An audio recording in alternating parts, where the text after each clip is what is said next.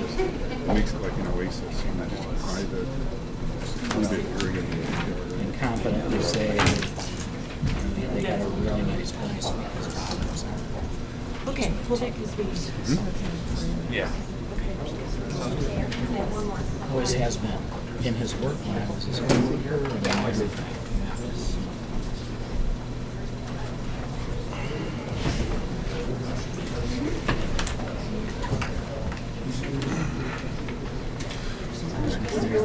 Yeah, I get cracking on the parking restrictions thing. That's bottoms and ties to. Is anybody going to leave us in this? One of the restrictions is being suggested to change from midnight to 6 a.m. to 2 a.m. to 6 a.m. just to reduce the number of different parking zones. Sounds good. Good afternoon, everyone. This is the special committee of the whole meeting on June 1, 2017. I'd ask the city clerk to call the roll of the council, please. Jacobson?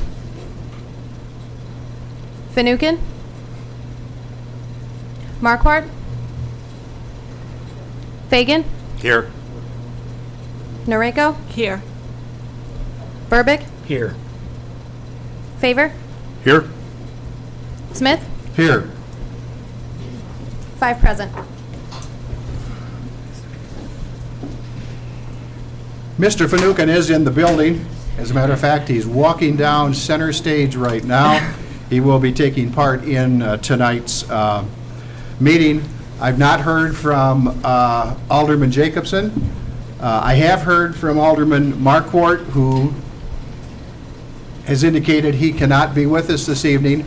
However, he did send some comments, and I will wait until later on in the meeting as we have a more full discussion to include the remarks that Mike sent me today. As most of you know, especially those who are here and those in our audience on TV, our Committee of the Whole meetings, or as we affectionately call them, COWs, are really geared to allow the City Council to more fully discuss issues that we feel are important to the citizens of this community, and probably just as important for us as we try to wrestle with some of the pros and cons of an issue. And so that's what we're doing tonight on the STEAM Center. Tonight, the discussion is on STEAM Learning Center Phase 2 discussion. I'd like to ask our Assistant City Manager, Patty Hoppenstedt, to come to the podium to speak on this item, please. Patty. Thank you, Mayor. It's an honor to be here tonight to discuss about a very exciting and important initiative that staff with other members of a work group have been working on very hard. So this evening, if you will allow me, I'd like to give you a little bit of background of the project for those who may not have heard how the project began and what has been accomplished so far and what we consider to be potential next steps. I have with us tonight as well Ratio Architects, who has been working with us as part of their work on the feasibility study. So they will be presenting after my opening comment, and then Ratio will turn it back to me, and I will begin the discussion with council on some key questions that staff would like some direction on. So in late 2015, members of city staff began exploring the potential strategies for a one-of-a-kind collaboration to provide DeKalb with a community learning center. This learning center would provide hands-on interactive experience that explore science, technology, engineering, art and math, STEAM, as we've been calling it, as well as the history of the DeKalb community. So this vision is of this an attraction that would draw a wide cross-section of the population and really truly be a destination to bring visitors to DeKalb. The Learning Center would be a collaboration venture between the city, NIU Center for P20 Engagement, Proudly DeKalb, and the DeKalb Firefighters Historic Foundation, who have consisted of the work group so far. So request for proposal process in spring of 2016 resulted in 5 project proposals from consulting firms across the country. The top 3 firms were interviewed, and Ratio Architects was recommended to council to complete the feasibility study. Ratio is a multidisciplinary design firm and a national expert in research and learning environments that support the hands-on, inquiry-based philosophy of STEAM and STEM education.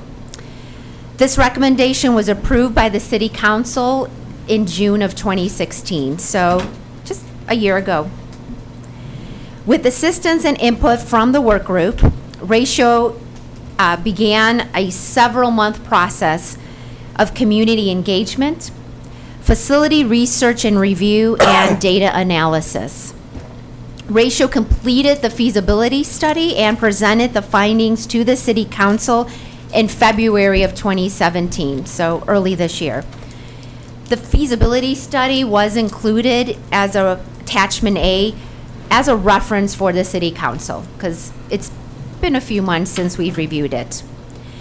So as a result of the feasibility study, a STEAM Learn Center has been identified as a key project to achieve a number of goals set forth in the Downtown DeKalb Revitalization Plan, as well as the DeKalb 2025 Strategic Plan.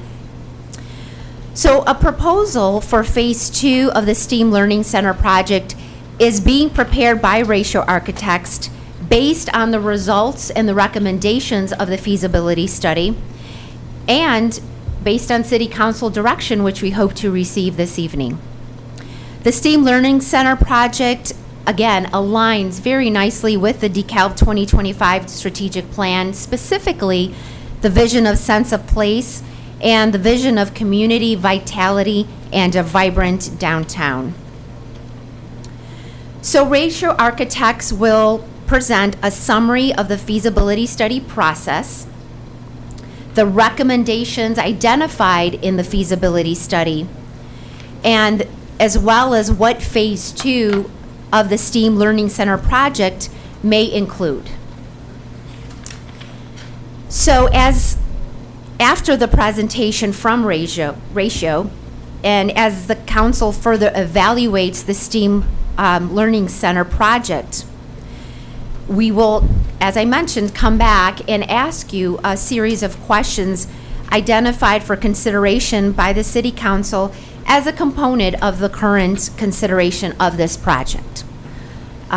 So we definitely will have an opportunity for plenty of discussion and be able to provide additional information as we go through those key questions that staff is looking for direction on. So at this point, I'd like to introduce, we have Sarah, Matt, and Craig with Ratio Architects, and Sarah will lead us in the presentation. Thank you. Good afternoon. Let me get situated here. Would our guests please speak and say their full name and who you represent? Thank you. I'm Sarah Wood with Ratio Architects.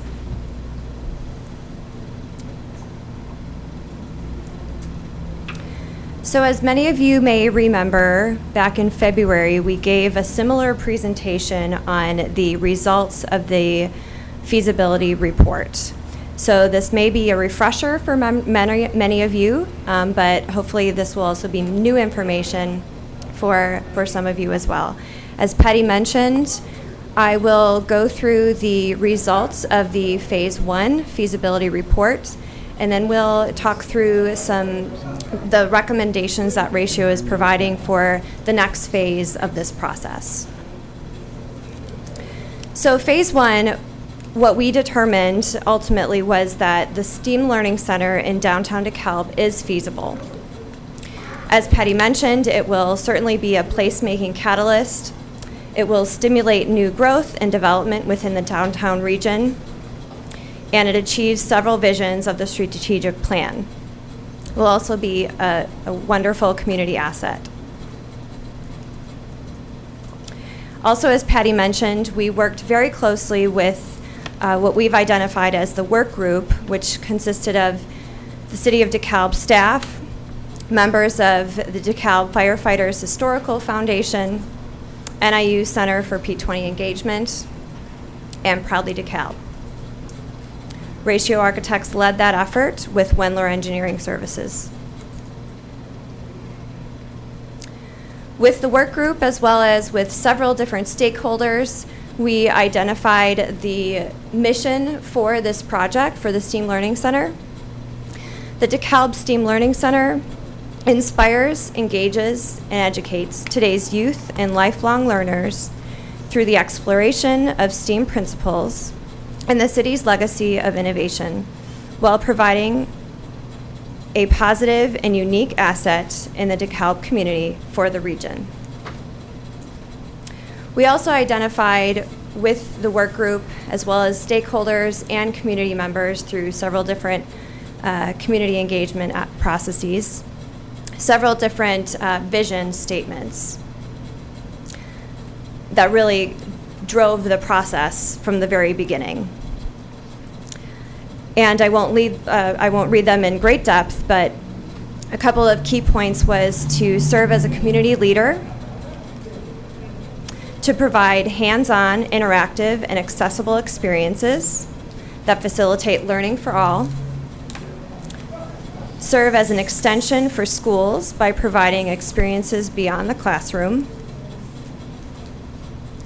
offer an exciting, unique, and constantly evolving environment, to anchor downtown DeKalb's preservation, revitalization, and cultural arts district efforts, and lastly, to foster constant progress and future innovation, all while celebrating our rich history. So I'll walk through a couple of the steps that we took within this process. And the first, as I mentioned, was a very robust community engagement effort. We did this through multiple different platforms. As I mentioned, we hosted several stakeholder meetings with community members and business owners within the region. We reached out to the school districts and engaged with the folks from the P20 group at NIU. We held several different workshops. We attended Corn Fest, and we facilitated an online survey that resulted in over 500 responses. A big component of this process was site evaluation. We identified with the work group and those community members and stakeholders that we worked with in those workshops. We identified 11 different sites, primarily within the downtown region, and evaluated those based on a set of criteria that was developed by the work group and those stakeholders.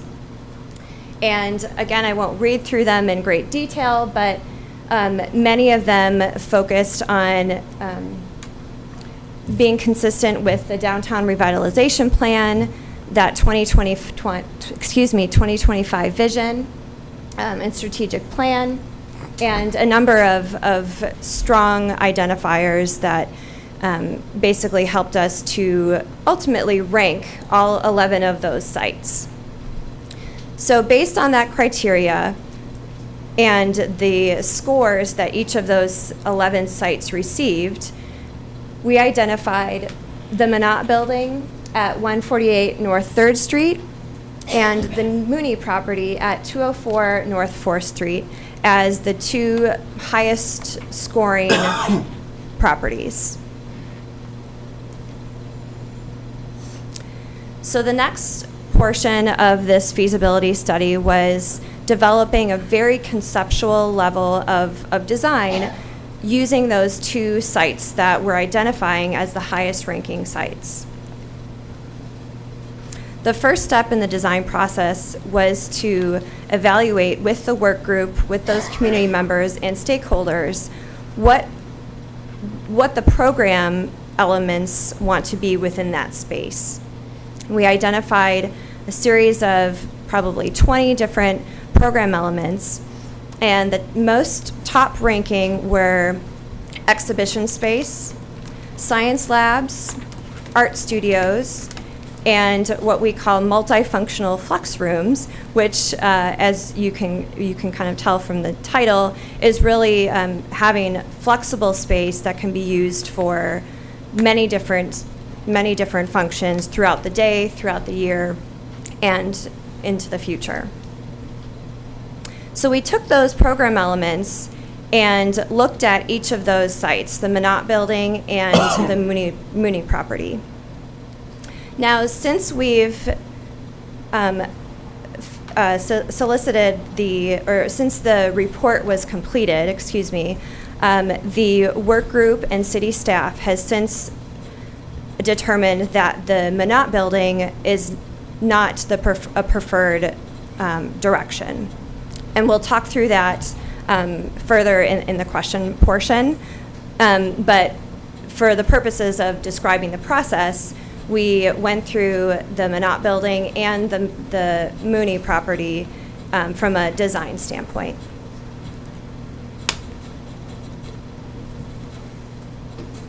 So this process essentially entailed reviewing the existing site and what the building offered for a potential STEAM Learning Center. We took those program elements that we identified as major elements that would need to be in a STEAM Learning Center and essentially fit those into that existing building to see how it would be laid out, how it would function, and if this would be a feasible building to reuse as a STEAM Learning Center.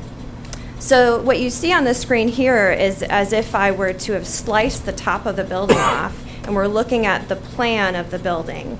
So the colored blocks that you see are those program elements that we identified, and we're fitting it essentially into that first floor of the Mooney property. Because of the sheer scale of this building and how it is laid out very well and organized very well for the STEAM Learning Center, the second level would be open to potential development that could generate revenue and would not necessarily need to be used for STEAM Learning Center activities. I think there's certainly a great potential to have complementary functions that would really enhance the use of this space. A couple of interior shots. Again, these are very conceptual level diagrams to kind of give us a very initial picture of what this building could look like.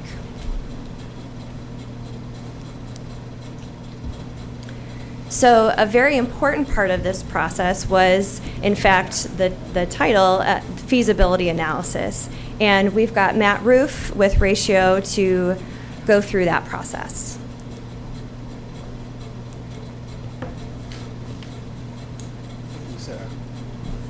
I think one of the things when we were looking at feasibility was looking at the market, and it became very evident early in discussion. Oh, sorry. Again, Matt Roof with Ratio. Get the mic up. Sorry. Is that it became very clear early on that we weren't just dealing with DeKalb project, because in discussions with Northern Illinois University and the Steamworks is that they have a broad network of schools engaged throughout the region. So this really reached into the western suburbs of Chicago and really broadened it out. So what we realized very quickly is that this had the the capacity to be more than a DeKalb City or DeKalb County project. Really, it has the capacity to be a regional because you have a Northern Illinois University that's already, if you will, sort of plowed the field with the Steamworks, the P20 program, and has set a network in place that if it wasn't there, would probably have been a real issue saying that this could be a regional facility. But because it's there, we can tap into this much larger population that exists within the hour market that's already been established by NIU. And we looked at a number of facilities within the region here, but across the country, and looking at comparison of budgets and how they developed and so on. So all that was kind of part of the review of how they were processed and developed. One of the ones that looked very similar in terms of scale and community size and market was Bloomington, Indiana. They have a similar facility called the Wonder Lab there. We had intensive discussions with them on how it's developed. They have a strong volunteer base that makes the project go. Again, because NIU, through their efforts, and they have established a very strong volunteer network that can be readily tapped into to help support the facility. Again, if it was just Bloomington, Indiana, and Monroe County, which is about 50 minutes to an hour south of Indianapolis, that probably would be a question. But again, they tap into a larger market as well. Not as large as what you tap into, but similarly based. And in terms of scale, you have a much larger region that you're already in, already reaching out into, and you can see some of the comparables. You have a stronger economic base in terms of incomes that you tap into, just a larger capacity within the region, so that we feel they were starting out really at square one. In the case of the Wonder Lab, you are building off of a network that's already been established through the Steamworks and the P20 program at NIU, which is outstanding to have that opportunity here in DeKalb.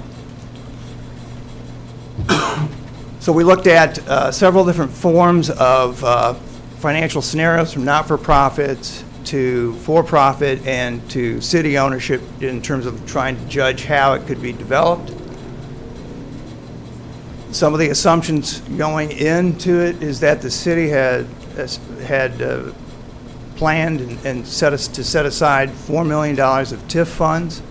This is extremely important because the city is definitely obviously a major player in this project in terms of the whole vision in your downtown, and to have that investment in the project doesn't mean you're going to spend it until the other money has been raised, but it means there's a commitment and a partnership from the city to private entities who would be looking to come in with support for the STEAM Learning Center. You have an amazing corridor that you're on with the I-88 Technology Research Corridor, and they need a pipeline for their future employees, for the kind of research that they do, and right in their backyard is this incredible opportunity to help fund and continue to move forward. So again, we see that as a major play, the support of the city, but it does come with the need to establish the private financing to make the project go. We looked at the different budgets for both Mooney and Monad. And we think again, as Sarah was indicating, with the Mooney property, there are opportunities there that to bring in private investment, not just for the Steamworks, STEAM Learning Center investment, but perhaps for a broader investment in the overall project that could help actually provide some revenue stream into the project overall, into the future for sustainability. And again, we've gone through these. We looked at different ways programs have grown, and we think there's, in the first few years, you start slow, and then eventually you would build a fundraising base and a fundraising history. But as a new entity, that's very critical to kind of get positioned and to start to build that we believe there's, based on the regional market and the initial interest in the facility, that interest in the capacity, the financial capacity is there to do it. And so we're showing kind of a presentation of how that could grow over a 10-year period as other programs. As you can see, operating revenues start small and then they grow in terms of the revenue side. It really depends on how the fundraising and the sophistication eventually gets out there in years 3 to 5, and where foundations and public grants may be able to be tapped for programmatic, not necessarily for staffing, but for programmatic issues. So that's what that shows, that growth. Really, the growth is in the ability to tap into special foundation grants and governmental grants down the road, because it's in the interest of those entities and their mission for technology and science education and the arts. Operating, again, even though it shows it starts out small, the investment in the out years as you get more sophisticated would grow on the programmatic side, and that depends on future fundraising and grants, not necessarily from the revenue tickets coming through, because there's a base to that you reach. But that would be a growth through that long-term fundraising and development of a program out. Probably, again, we're showing here, that's usually a takeoff in about year 5 or so. It's been seen in other organizations. Staffing-wise, we'd start small, and then you would build it over time.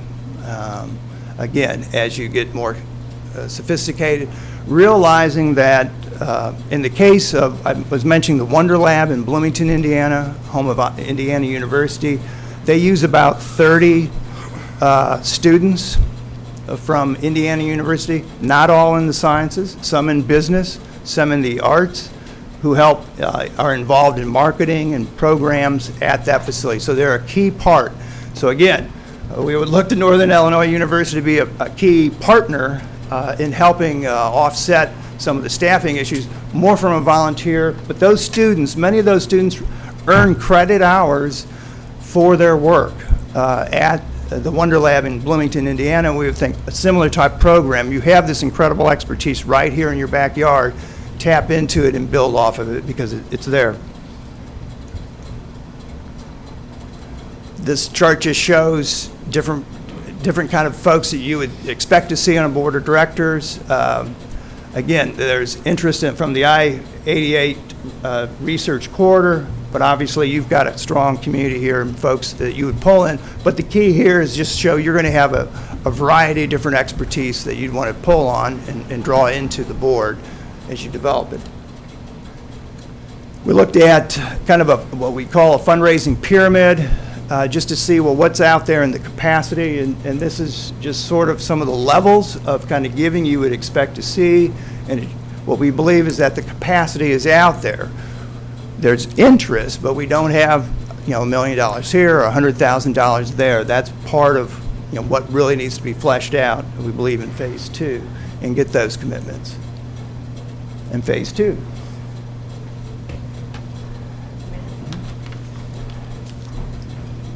Sarah Wood again with Ratio.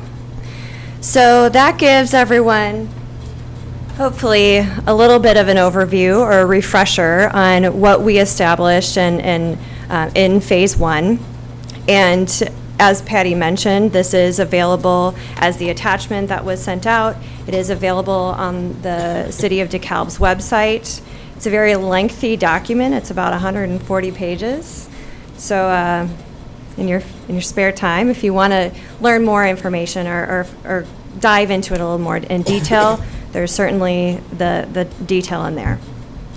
So what we'd like to focus on now is what we're proposing for the phase 2 of this project. This may be a little hard to read for some of you, but I'll kind of go through it, and the next several slides will dive further into detail on what this is really laying out. So what you see on the screen is a proposed schedule for phase 2, ending the calendar year of 2017. And we've identified 4 different categories of tasks. And those are color-coded to help identify which tasks kind of go together, because you'll see in the schedule that they overlap with one another and are flowing together simultaneously with everything. So the four categories are business and planning, site selection and real estate process, fundraising, and the design component. So the first category, business and planning. So this will entail several city council presentations, one of which will be in a couple of weeks on June 12th. This also includes task 1, program planning. This task will essentially consist of a programming workshop, precedent facility tours. So Matt mentioned that we analyzed several different similar facilities within the region, the Wonder Lab being one of them, and we would likely certainly tour the Wonder Lab and a few other similar facilities to get an understanding of their operations, how their business is laid out, and how the building is actually laid out. This will also include, as you saw in phase 1, we had a very preliminary establishment of program elements, but in phase 2, we will work with specifically the P20 group and other key folks to identify more of a detailed program document and project schedule that will help inform the design process. Another key component is to identify and develop a governance structure. Now, Ratio is suggesting that the nonprofit development is the recommended way to go. We see this in many of the organizations that we've worked with in the past, and we'll kind of go through that in a little more detail once we get to the Q&A section. So part of what that governance structure process would be to identify what that structure would be. And in the case of a nonprofit development, you would incorporate the company, establish the incorporation, I should say, and then filing for the 501c3 process with the IRS is quite a lengthy process, and we would look to city staff and members of the work group to help develop and file for that status. And as we've discussed in a couple of the examples, and we've talked through with the Wonder Lab, for example, developing and recruiting that board of directors is a very key component, one for filing for that 501c3 status, it's a requirement, but also just to start to establish the organization and business structure of the STEAM Learning Center. So the next category of tasks is the site and real estate process. Now, as we mentioned, the site selection would be either working through and getting a more in detail understanding of the Mooney property and how that could be established, and we would also consider new construction. And that could be on the Mooney property itself or another site as determined by the work group and City Council. A key component to this, and we'll talk through this also at the Q&A section, is specifically for the Mooney property, is assessing the capacity of the historic tax credits, which is a key component if we were to proceed with the Mooney property. And the real estate process, in addition to what I've already determined, would be the due diligence and negotiations specific to which site was selected. And with any real estate process, going through that engineering analysis, so looking at surveying the land, looking at soils engineering, environmental, structural testing that would go into that process.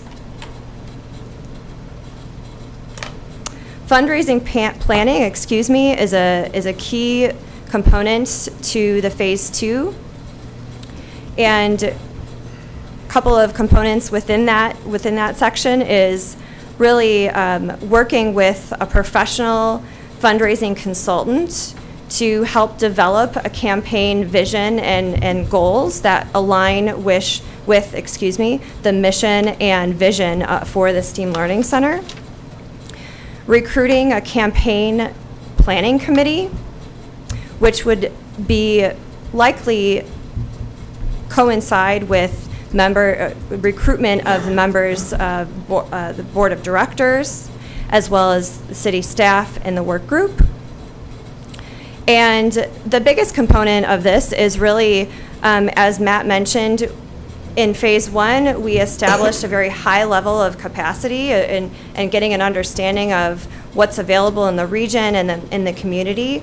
But this next phase would really take a deeper dive and assess the capacity in great detail and reach out to those corporations. And the professional fundraising consultants have, as Matt always says, a Rolodex, whether that's a physical Rolodex or maybe a digital.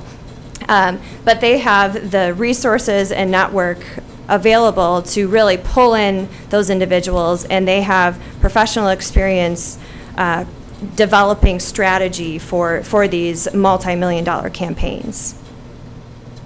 So speaking of that, developing that campaign strategy is a big component.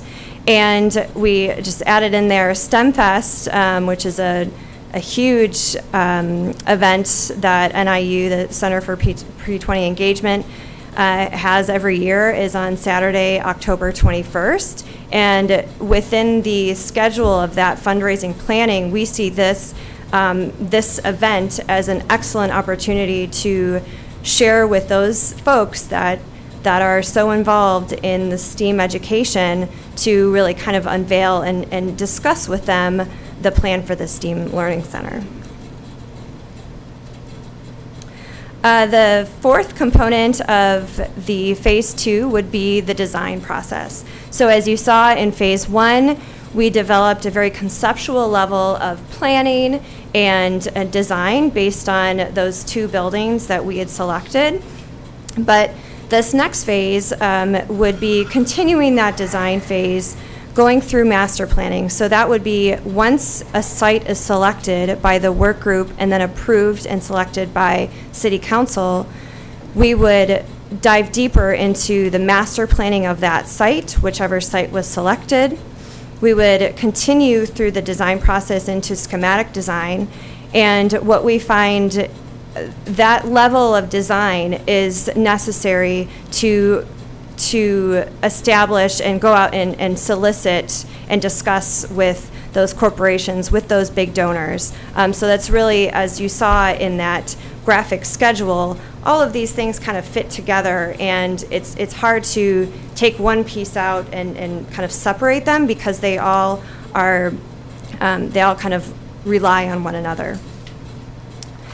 Cost assessment, that's always been part of this process, as continuously as we develop the design and business strategy, we will continuously review and assess the cost. And once we determine a site and continue the design process, we can hone in on a more accurate cost as we continue to develop that. And then lastly, the task 7 is the phase 2 report. And that would essentially entail all of those findings from the feasibility analysis, the design, and all of the tasks would be essentially compiled into a final report to be presented to City Council. And then the last slide here was just to give everyone an understanding of what's next. Phase 2 is really just the next phase of this process, and phase 3, whenever that may lay out, would consist of the actual fundraising campaign. So once we establish that analysis and assess the capacity of the region, we would then be ready to go out and solicit those dollars. Another key component would be to hire an executive director to help develop that structure within the STEAM Learning Center. And I might mention that within the phase 2 scope, we would essentially, we are recommending that the governance structure, as I mentioned, be established, and fundraising planning be established. So at the end of phase 2, it would be expected that the STEAM Learning Center would be a separate entity and could continue into phase 3 as a separate entity, and they would be leading these efforts. Of course, the city staff and the work group would continue to play major partners, but there's kind of a continuous kind of platform here. So as I mentioned, executive search, board of trustees development, so that's just kind of continuing to build that board of directors structure. Potential for property acquisition, and that would of course be dependent on which site was selected and how we would proceed in phase 2. And then the continuous development of the design into design development, construction documents, and then actually going and constructing the process of the building. And lastly, staffing and operational planning. Again, that would be primarily conducted through the organization itself with the executive director and that board of directors. So I think we've talked enough, and I think I'll ask Patty to come back up to the stage to discuss the questions. Okay. So as identified in the staff memo, there are key questions that need some discussion and direction. So at this time, I'd like to walk us through that and begin the dialogue of the STEAM Learning Center. And I will be bringing Ratio back, and we have other members from the work group here, so whoever may be appropriate. We also have city staff who are here, and I will be sort of directing the questions to the appropriate party that I feel would be able to answer it as we go through the questions. So I'll start off with a little bit of an introduction of each question. And the first question being, what's the appropriate site for the STEAM Learning Center? And as mentioned in the feasibility study, after going through the different criterias for the 11 locations, and those 11 locations were input from stakeholders throughout the entire community and the county, we came down to the Minot Building and the Mooney property. And we do still believe that the Mooney Building is an excellent potential site. And phase 2 of the study would include as Sarah mentioned, the environmental, the structural, the geotechnical assessment of the Mooney property to ensure that the site can be redeveloped in a responsible and cost-effective fashion. So phase 2 will also include an assumed cost figures for new construction, and if the council chooses to go in that direction. So we did receive council feedback when we presented the feasibility study results that it was the desire of the council, or mentioned by council member, that we should do a review and assessment of the cost of new construction. So that is a part that's going to be included as part of phase 2. So as Ratio described, it is recommended to continue with the further assessment of the Mooney Building. and to develop assumed costs for the new construction build, and return the site selection to the city council at a future date. So this is something that we, again, will begin the exploration, bring back to the city council. And Ratio, did you have anything to add to that? Matt, can you come up to the podium? Again, Matt Roof with Ratio. I think with the Mooney building, one of the things in the initial feasibility study, we determined that there may be eligible for historic tax credits. We also have a property owner that has interest in the community and in partnership with the process. And we think those credits could help bring in investment, not just for the redevelopment for the STEAM Learning Center, but perhaps also for the second floor level 2, if it looks the most cost effective to do the redevelopment of the building itself. So are there any questions from the council regarding what is the appropriate site for the STEAM Learning Center? Again, we will be coming back to City Council with that specific direction, but what questions can we answer at this time? Ms. Noriko. When you were looking at sites, did you look in terms of a range for square footage or specific configuration? I'm sure at some point you talked about your requirements, but... Right. So as Sarah mentioned, part of phase 1 was identifying that initial programming, and we did that with various stakeholders through a series of meetings that were invited to participate in that discussion. So Ratio had little blocks that represented exhibit space, science labs, and various components that through their diligent research of the comparable sites throughout the country have found to be successful programming elements.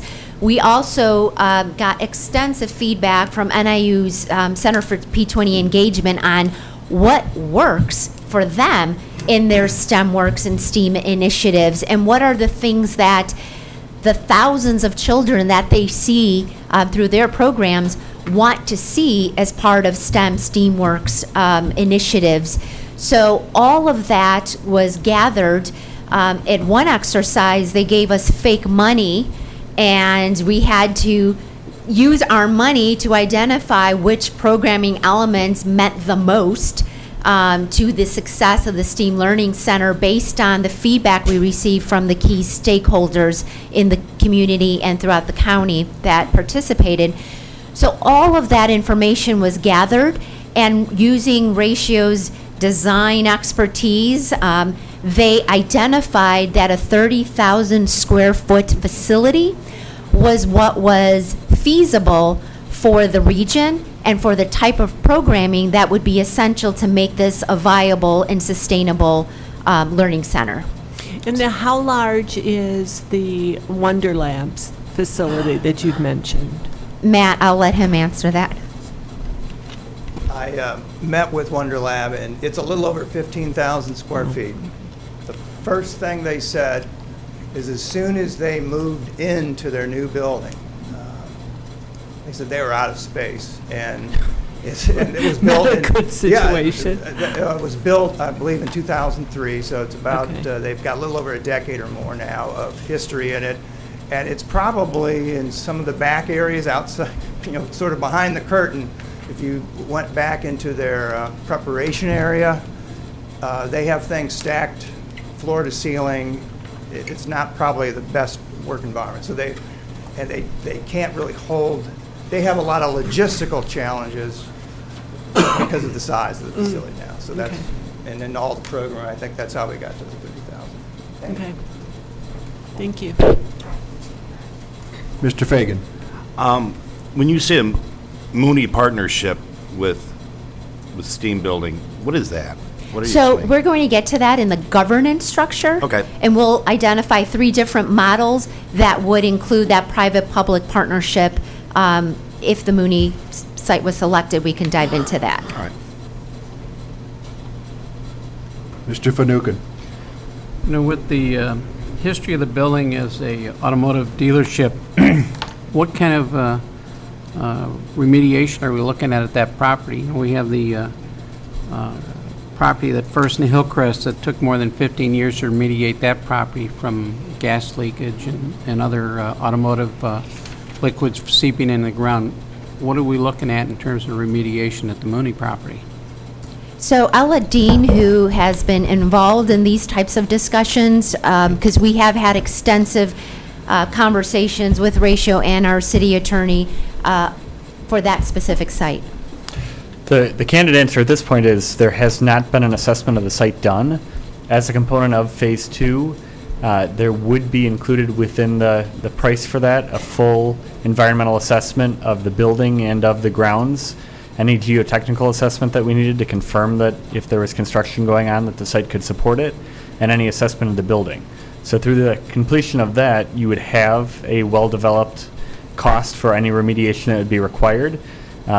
Depending on the nature of disturbance, if they're not going to be disturbing what's under the building or what's under the parking lot to a great degree, even if there is contamination, it may be possible to leave the parking lot in place as a seal on it. That's not an uncommon approach to it, but we would have those detailed figures. That's one of the reasons why the recommendation exists to also compare the cost to a new construction facility, because if the remediation cost makes that site infeasible, it may make more sense to look at a different option. Thank you. And Mayor, if I may, Sarah from Ratio would like to add. Sure. Sarah from Ratio. When we toured the site, Craig and I, my colleague and I toured the site with Mr. Mooney's real estate professional, and he actually gave us the Phase 1 environmental assessment, which I believe the city staff has on file, and it was so it has gone through kind of the first phase, essentially, of environmental testing. I think, Dean, what you're recommending and what we're talking about here is kind of that next level of assessment. But I did just want to add that the Phase 1 assessment was done, granted, a number of years ago, between 5 and 10 years. But that is available to the city. And I guess just for clarification, so a Phase 1 typically wouldn't involve testing at the site or soil borings or samplings. It's based on a study of historical use of the property and the types of uses engaged in. So we feel it would be important to evaluate the site and actually do that testing of both the soils and the building materials and confirm if there would be any remediation cost. Thank you. Mr. Jacobson. I have a whole list, but I'll stick to this one right now because we're on topic. The Phase 1 didn't include any asbestos testing or any other testings on site?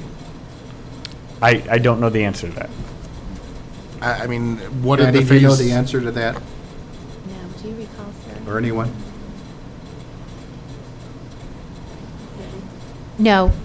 Okay. We cannot recall at this time the detail of that report that was provided. But that is definitely information we can bring back to the city council. Again, in terms of a Phase 1, knowing that I've done ESAs on my several properties, they generally include light sample testing if requested, especially in terms of the use if it were a danger to being an issue, and the asbestos testing is at least the ones I've seen in doing most of my commercial stuff. So I think it's important for us to see that Phase 1 right off the bat to understand even 5 or 10 years ago what they were saying may be danger zones that we may be walking into. You want to go on to your next item on the list, Dave, or does somebody have, we'll let Mr. Verbeek have his turn. How's that? Mike? Well, we have many different competing priorities right now with our TIF dollars, and how do we best decide what is in the best interest for the city of DeKalb working into the future, and I certainly suspect at some point a retreat among council would be outstanding to weigh all of these differing options. But in the meantime, has it been considered with two of our options being STEAM Center and a new city hall, could we consider combining those facilities and maybe even perhaps on a city-owned property, again, to make it more feasible to try to address more items on our priority list? Absolutely, and that's the, things that we're here to solicit feedback on. What are the specific city council recommendations or feedback that we should consider as we proceed to phase 2? So that is an excellent point, and definitely something that has been preliminary discussed, and we could definitely dive in deeper. And again, as we come back to city council with the actual action item of deciding on a site, that is a component that could be shared at that time. I was not aware that that was preliminarily discussed, but after Mike had mentioned it to me I said, well, that's a novel idea. Perhaps we ought to continue that discussion. Yeah, no, the work group has thought of many creative ideas, and that is one of them. So, great minds think alike. Dave, item number 2. 2 of several. Okay, all right. Obviously, I think the answer is apparent from reading through the documentation, but for the benefit of the public, where are we at with our TIF phase-out plan at this point? So, Mayor, we're going to talk about the TIF when we talk about whether or not the city can or should consider TIF funding towards this project. So if you'd like us to address that, we can definitely go out of order, but it'd be really helpful if we can get all feedback related to question number 1 at this time, and to make sure staff captures all the thoughts. But it's up to the council on what order they prefer to go in. Question number 1 being site. Correct. Okay. What is the appropriate site location for STEAM Learning Center? So are there any other questions or comments related to that question? Dave. I have 2 more in that, at least in that realm, so I'll stick to that realm for you for now. Obviously, I know that there had been some conversations in the past about whether GE may be a viable site, being that they want to quickly dispose of that property, and based on the size and land size. Also, was Egyptian Theater looked at as part of the phase 1 as a possible option? As a possible site location? Correct. No, it was not. That is,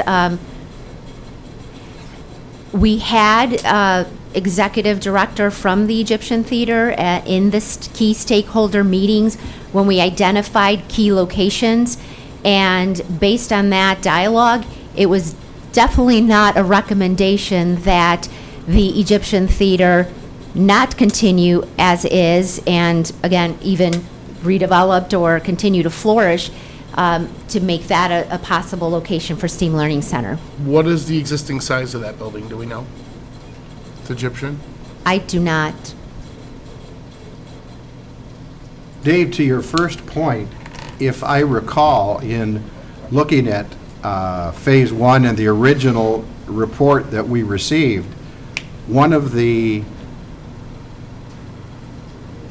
major points of considering the Mooney property, the Minot property, and about, I think, a dozen others, was that they were all located in downtown DeKalb, and that this was going to be a catalyst for more activity in downtown DeKalb.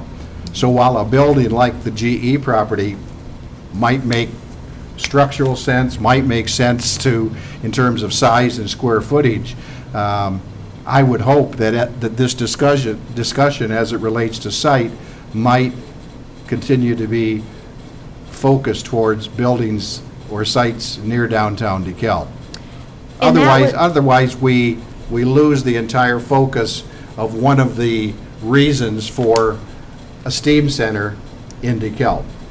Correct, Mayor, and to add to that, the overwhelming feedback from the key stakeholders was that they wanted to see something in the downtown that could realize the downtown DeKalb revitalization plan goals, as well as the two visions within the strategic plan.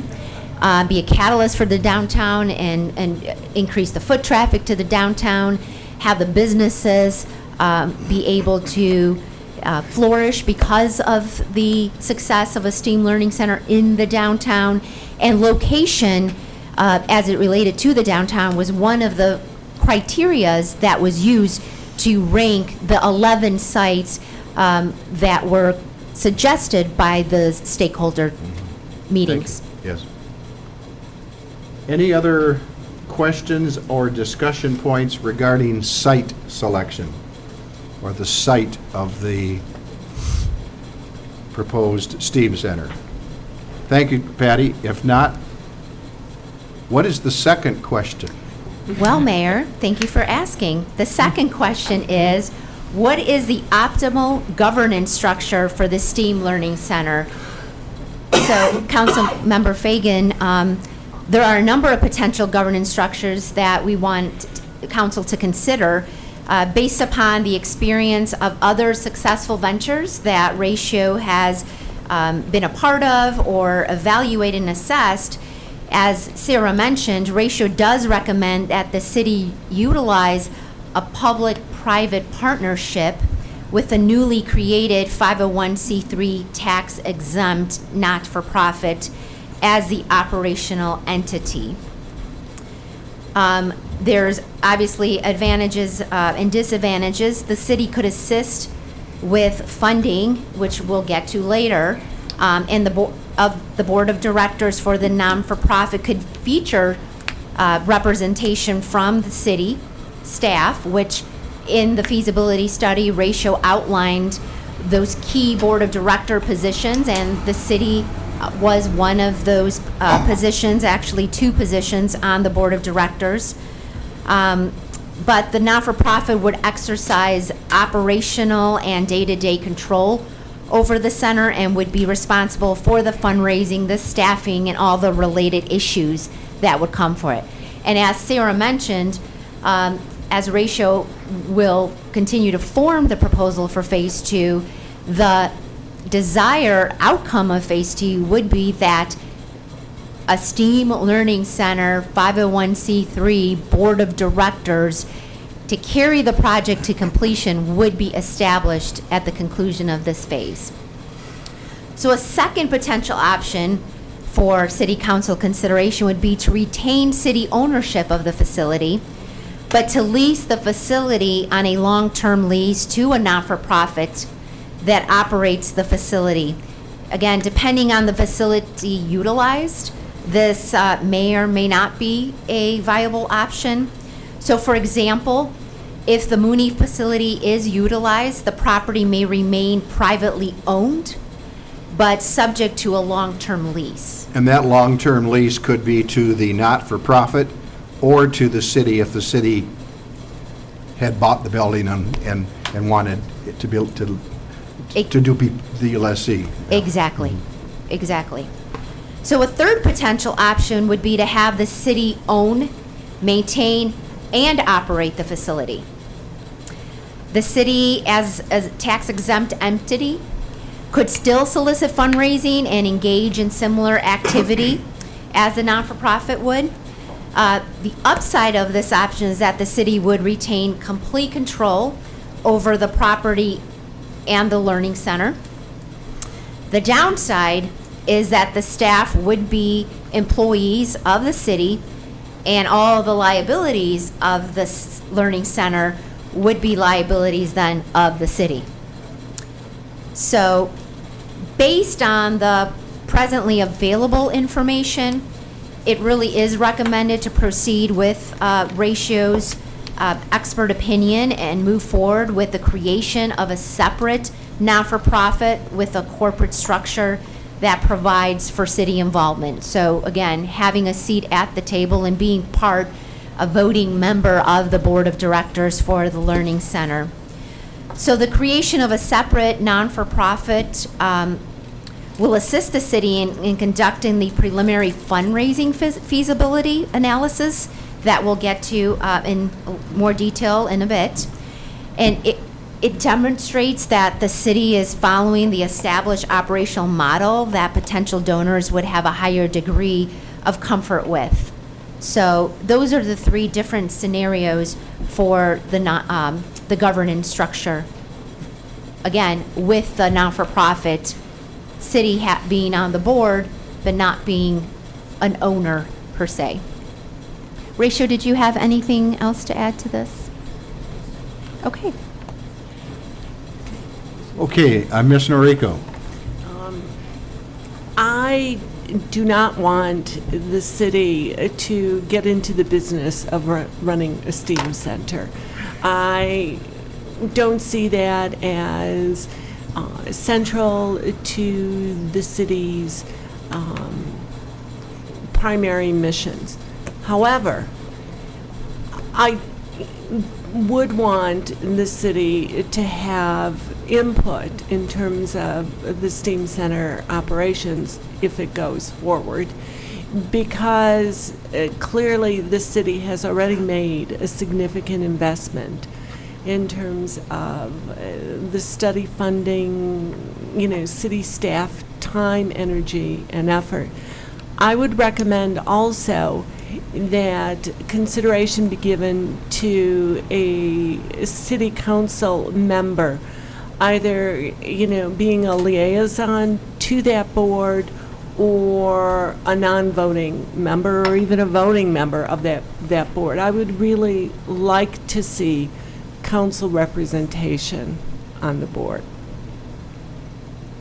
Thank you. Thank you, Kate. Mr. Verbeek, did you have something? Yes, if the property remained privately owned, would it stay on the tax rolls then? If Property the- tax? It would depend on the use of the property. It's likely that a portion of it that's leased to a not-for-profit for educational use could be exempt from property taxes, but if portions of it are utilized for commercial purposes or for whatever other private use the property owner would envision, that would remain taxable. And that's the flexibility with the Mooney building, as Ratio identified, that the first floor is essential and sufficient for the type of programming that's been identified for the facility. That second floor could be that private development, that complementary use that would remain on the tax roll, that would bring in additional revenue, that would be able to be another element of making the learning center sustainable long-term. Dave?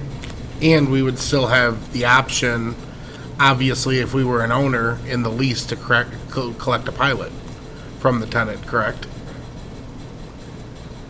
Yes, correct.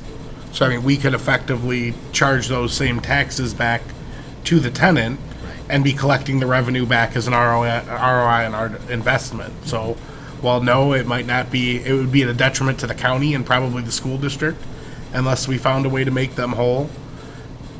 We would have the option of establishing what that tax bill would be for the nonprofit if we were in an ownership situation. And as I've stated probably a dozen times with Egyptian, if we're realistically going to put $4 or $5 million into this building, I don't think we should be operating. I completely agree with Kate that that's not our business. But if we have $4 or $5 million into this building of taxpayer money, we have to secure that investment through ownership. That's the reality of making that sort of investment into a building like that, is in the eventuality that things didn't go as well as planned and the city not having ownership, that entire investment can go by the wayside if the board wanted to sell off the property to pay their debts, if the board made bad decisions. And while we'll have a piece on that board and a place on that board, which is, again, imperative as far as I'm concerned, the investment isn't secure unless you hold the title or deed, as far as I'm concerned. So, I think that's a question we could probably answer amongst ourselves free of charge, what we think would be the most sensible. And I would say that a nonprofit board with city ownership would be my preference. again, I would be open to hear what other council members had to say and what they thought about that. Mr. Faber? So I would be in favor of the nonprofit, but I would really not want to be the owner of the building just because, again, the unforeseen, what if it doesn't succeed, then we're stuck with a building and it's going to be a huge cost to the city. But your comments about if we're going to fund $4 million, but there are ways to dole that out slowly as milestones in the progress of fundraising are made. I would not give the $4 million out at one time. I would maybe give out a small portion as seed money to get the nonprofit started. Then at the midpoint of their funding, give them another portion, and then when their funding is fully achieved, we would then bring the major balance, 50% or more, at that point, so that we know it's fully funded before the city puts up their full stake. Bill?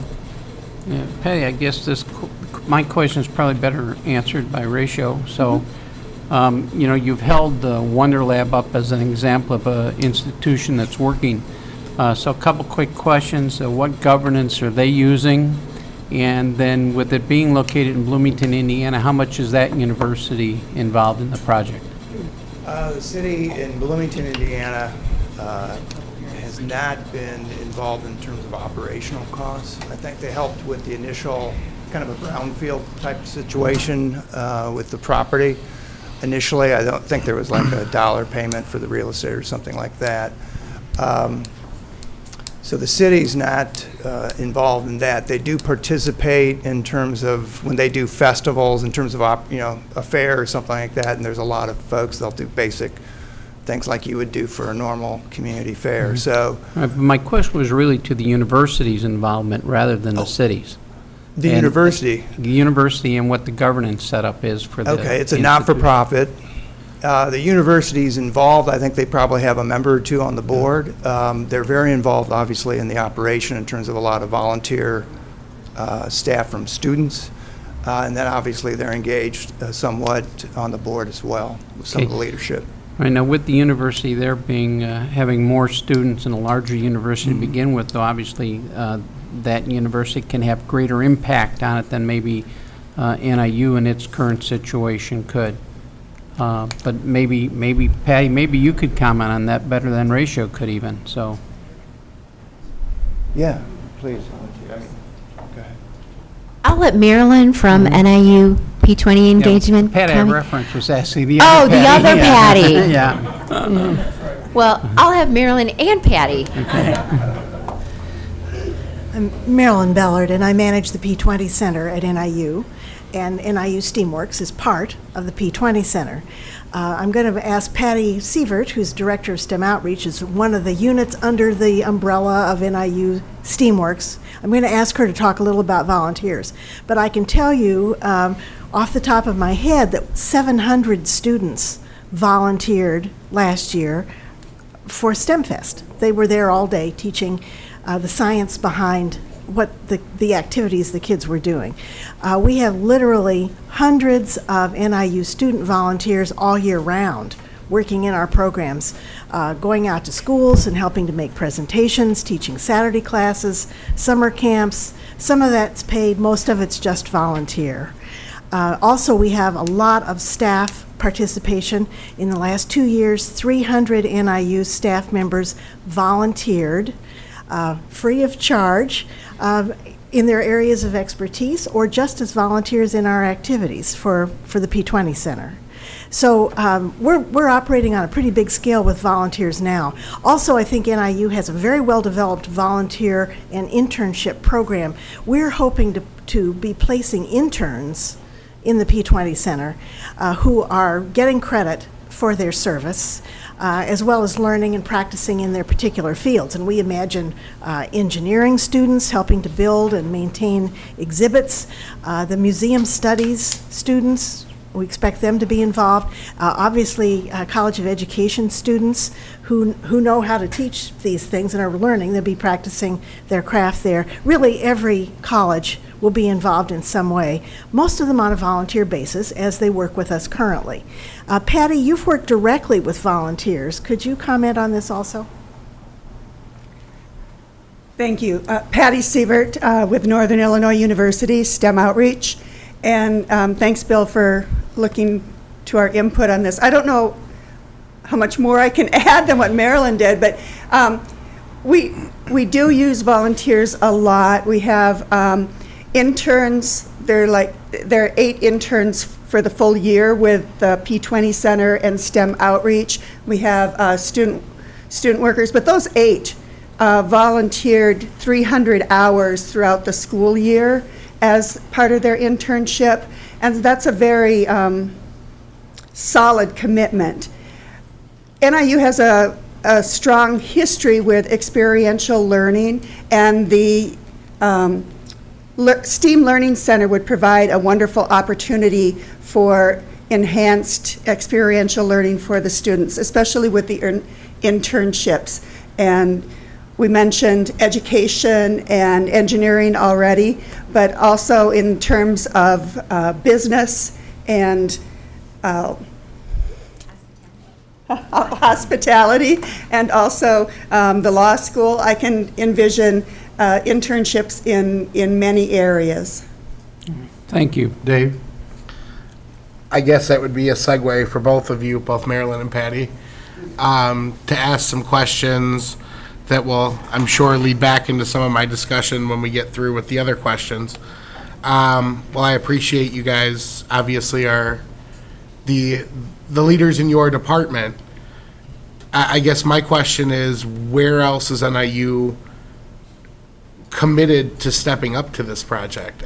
From my understanding with some of the Board of Trustees, from some of the shot callers at NIU, they have no interest in either providing any financial support for this effort at this point or providing any programmatic stuff within the university. Well, I appreciate that you are in your silo as NIU, as we know they are, that the other silos, from my understanding and having those conversations with them, are saying a very different story, that they want no funding responsibility at this point, that they want no programmatic responsibility at this point, that they effectively, other than allowing you two to come to the table and be part of this process thus far, have no interest in supporting this. So again, looking out in the audience and not seeing anyone that really has check writing authority or any leadership responsibility from NIU, being that we're having this meeting, being that they know we're here tonight, somewhat worries me, and I'm wondering at least what sort of guarantees you could bring to the table that NIU is going to be both a stakeholder and a partner in this process going forward. NIU has said from the beginning, which was in about 2012, we started working on this project 5 years ago in the P20 Center, has said from the beginning that it could not financially support the STEAM Learning Center. I think they feel rather like Alderman Noriko about what their core mission is. They certainly are interested in a partnership with the city to promote the STEAM Learning Center, because if this is a cool college town, we're going to get more students, more faculty, have more opportunities for our students, and just, raise all ships, improving community vitality. But as far as ownership, no. As far as financial subsidy, no. The university does not have funds to do that, especially now when it's down 70% in its state support. However, Vice President Ann Kaplan, who we report to, has also said from day one that the STEAMWorks staff from the P20 Center would work at the STEAM Learning Center. Programmatic support, absolutely, from the very beginning. I haven't talked to any of the people you've talked to. I have talked to the president and several trustees and the finance VP, as well as our own vice president. I think everybody understands that program ideas and actual programming activities will flow from the P20 Center. Currently, we don't have space on campus to deliver a number of our programs. We work in about 250 schools all over northern third of the state. We take our programs out there. We pack vans full of stuff and drive out there with our students and our staff to make presentations. A lot of them would come to NIU. They've told us that, and they do come throughout the year. We have a lot of visitors from our schools that are our partners. But we could deliver more and better programming at the STEAM Learning Center than we can do on campus now, where there's a space shortage. We haven't, nobody has said, why don't you convert a dormitory? Well, it's not downtown for one reason, but we do anticipate being key to the programming. Most of the programming ideas that are in the Phase 1 report, in fact, almost all of them, came from the P20 Center. We have several staff members who will cycle through the STEAM Learning Center, providing programming, delivering programming, along with students and other faculty. We expect that that will be just a part of our responsibilities going forward. We've located 6 P20 staff members in the Minot building, and so they would be close if that were the site, if the Mooney building were the site, and able to be involved. This won't save a lot of the staffing money, but it will amplify what the staff is able to do.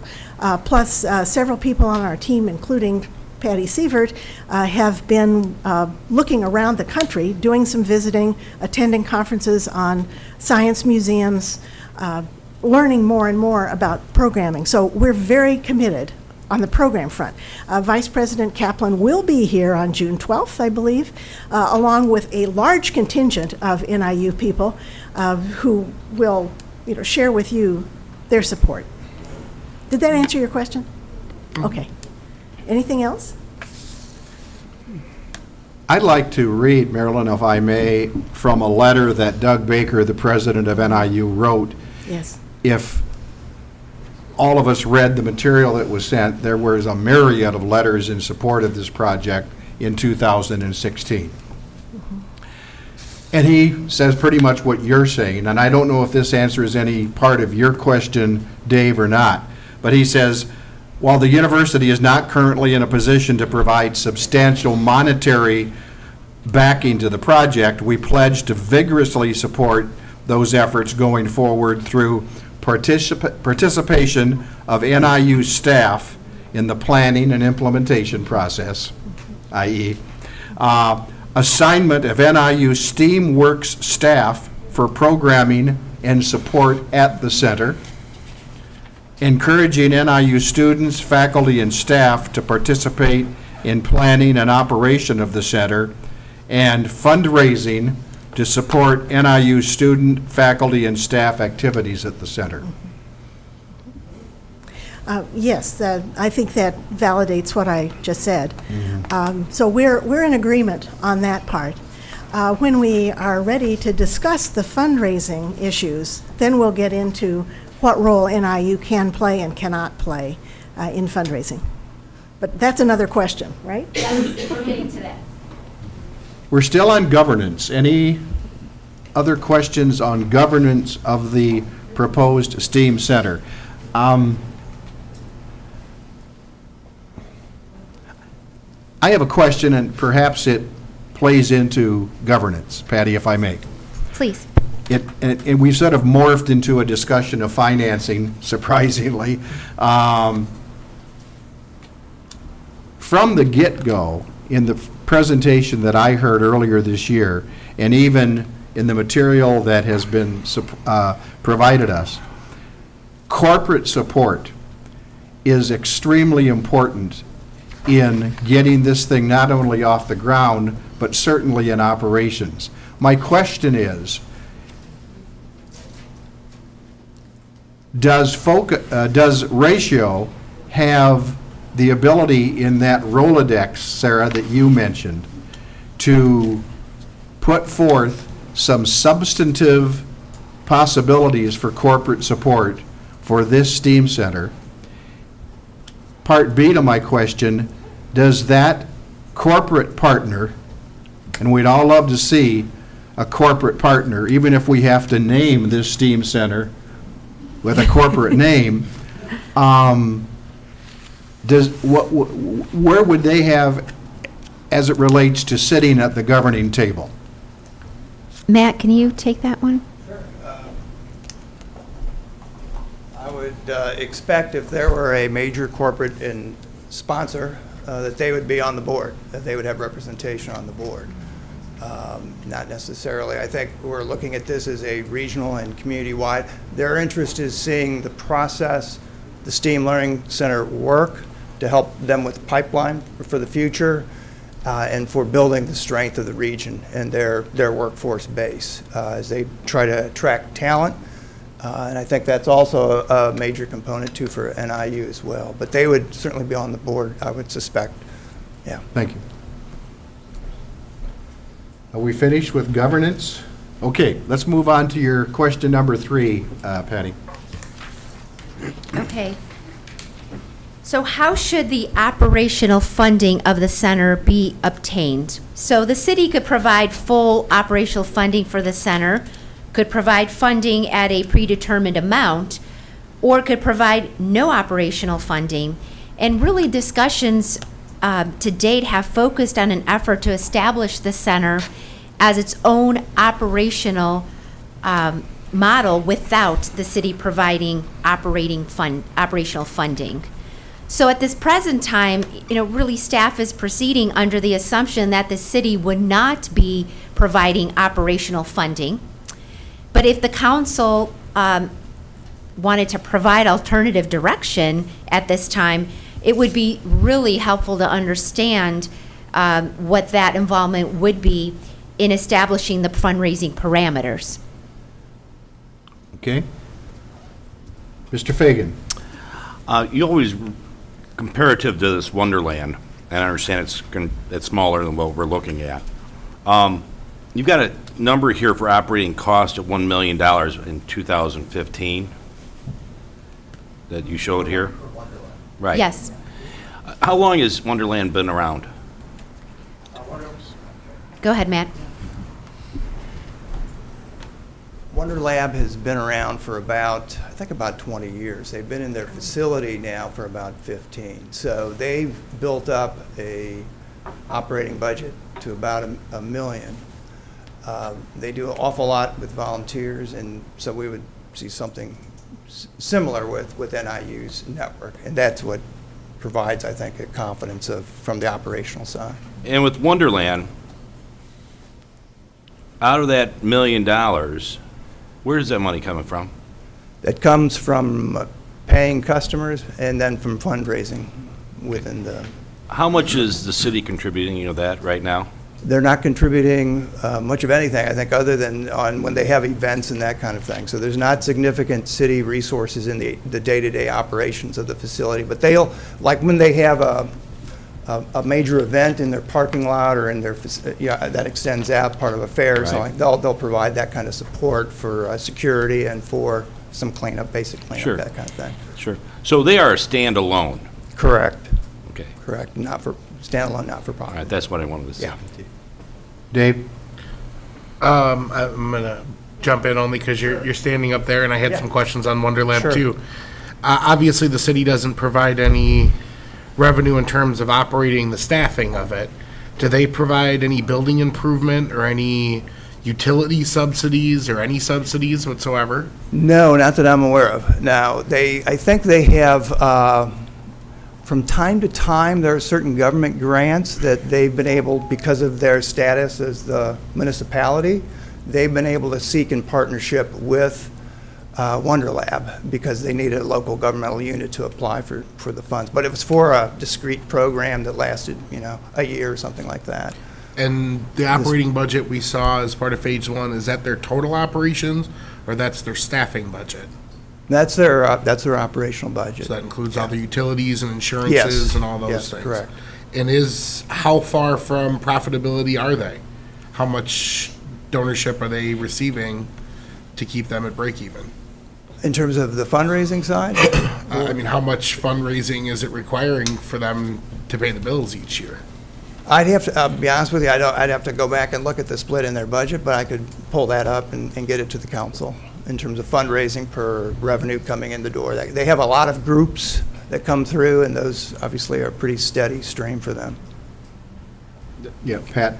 Real quick, I think what Alderman Jacobson's getting to is, are they bringing in $1 million to pay the $1 million out? Yes, they're not in the, they're in the black as an not-for-profit. Okay. They're not in the red. Yeah, so good question, because there's some others have struggled out there. Just wanted to add really briefly, we're talking about some specifics of the Wonder Lab, for example. In that analysis where we reviewed, I think it was up to 16 precedents, including the Wonder Lab, we analyzed the annual reports of all of these facilities.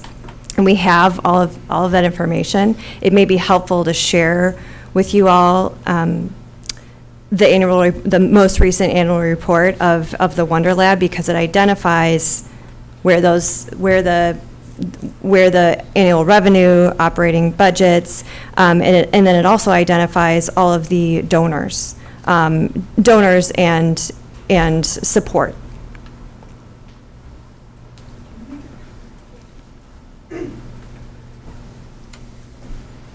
Patty, do you have a comment on operational funding? Yes, I do. Pardon me if I'm misreading this, but when you talk about profitability, I get the impression that perhaps you think that it should operate only on income from tickets, that would be the ultimate goal. But if we're going to serve the community in terms of working with low-income families and low-income children, we cannot operate solely on fees. We have to be able to go out and ask corporations for help with that, ask foundations for help with that. That's part of every children's museum around the country. Now, we're not a children's museum. We're not aiming to be a children's museum, but I've learned a lot from speaking with many of their directors and staff, because they are a facility, each one is a facility that is a learner-centered museum. It's not a collection of goods that are off limits. So our facility, in terms of looking at being a learning center, we're similar in that sense. So none of them are totally supported by fees, because the mission is to reach all of the community. And to do that, we need support, not necessarily from the city council. I don't want to imply that. The ongoing support. The jump start with TIF funds will be beautiful, wonderful, amazing. It will really help with the fundraising, as Matt has said. But in terms of ongoing support, it's not the model to support ourselves from fees. I just wanted to make that clear. Thank you.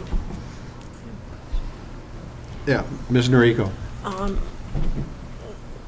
We've already identified that NIU cannot provide dollar support, and I certainly understand that. I was wondering about the school district, not necessarily in terms of, again, financial support. Lord knows they have their own financial issues. But have they demonstrated interest and commitment in this project in terms of programming or any other expertise? So we presented to the leadership team for the school district because there was a strong interest on wanting to know more and trying to understand what their role could be as part of the STEAM Learning Center. So we met with all of the principals, the directors, and key leadership, superintendent, and so on, to explain the process. And members of the school district are going to play a key role as stakeholders during Phase 2, because we absolutely need them, and this is something we said, is as we continue to develop the programming, we need to know, because this is a facility for all ages. So we need to understand from them directly, what do their constituents, what do their students in the classroom need in order to make this a key learning destination for all ages. So the school district has expressed the interest in participating and being part of the process moving forward. And we actually have a principal who is also a member of Proudly DeKalb, who we are looking to be a key stakeholder representing the school district to identify ways for them to continue to be involved in the process. And also, similarly, and I just thought of this group, the Kishwaukee Y, because they're so involved in developmental efforts, I would think that they would appreciate the opportunity to be involved. And they were part of the key Okay. stakeholder meetings, Kishwaukee, Northwestern. Okay. Kishwaukee College, we had representation on key stakeholders, and they were very much part of the discussion in identifying the programming to this point during Phase 1. So absolutely, they are definitely part of our stakeholder group and outreach. Okay, thank you. Mr. Favor? Just to answer some of the questions, I think if you look at page 105, there's an implementation plan for the 10-year. And they're assuming, it looks like you're assuming about 30% fundraising per year. Or one-third of the budget would be fundraised every year.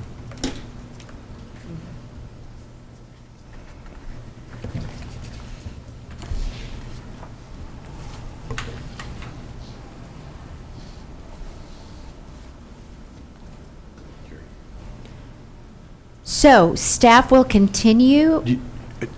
Was that a question or is that a statement? No, that was a statement, but Okay, very good. Alderman Jacobson I'm has sorry, a Dave. question. I mean, I understand what a major part of this thing that fundraising dollars are going to be. And we've been through this in my time here with the library. Originally, they had thought it was going to be $6 million in support for our awesome historic library that we all know and love, and it didn't materialize. I've been through it with NIU and some of their athletic efforts, where they feel that there's lots of buy-in up front for things like a new stadium and funding academic excellence and funding long-term cost of attendance scholarships. It didn't materialize. I've seen it with Egyptian theater, where they've come to us and said, we're going to raise $1 million to put in new seating and all these new things. It didn't materialize. And every single time, the taxpayer, via the city of DeKalb, was left on the hook to pay those bills. The likelihood that we're ever going to see any money for the library that we were promised diminishes by the hour at this point in this state. At the end of the day, the city always has to come to the rescue in all these public-private partnerships we have in terms of operations. We've had to do it with Egyptian Theater. We've had to do it with Barb City in terms of their building management and building maintenance because they can't afford to do it. We've had to do it in nearly every one of these scenarios we've jumped into to protect our investment. And it's the theory of being pot committed. Once you have $4 or $5 million into the front end of this thing, if they come to us in a year and say, hey, we can't open the doors, and it was a wasted $5 million investment unless you give us $200,000 or $300,000 a year, the likelihood that we're going to be forced to do that is pretty high, I'd imagine. And again, I hear things about stakeholders. I hear things about this outpouring of support from this thing. Most of the people supporting it have already said they have no interest in supporting it financially, which leaves us on the hook to do that. And the plan with Phase 1 was to even see if it was viable. Again, I don't know if we've decided as a city council if it is viable yet to even be getting further into discussions about what we want to spend $300,000 or $400,000 or $500,000 asking the next set of questions. I realized the last city council had indicated that direction. In terms of hoping these donors are going to materialize, obviously, it's a hope. It's a gamble at this point of $400,000 that we're going to put into to try to define some of those things. My biggest hurdle is in seeing some of those other efforts. I saw an outpouring of community support in terms of the residents for the library.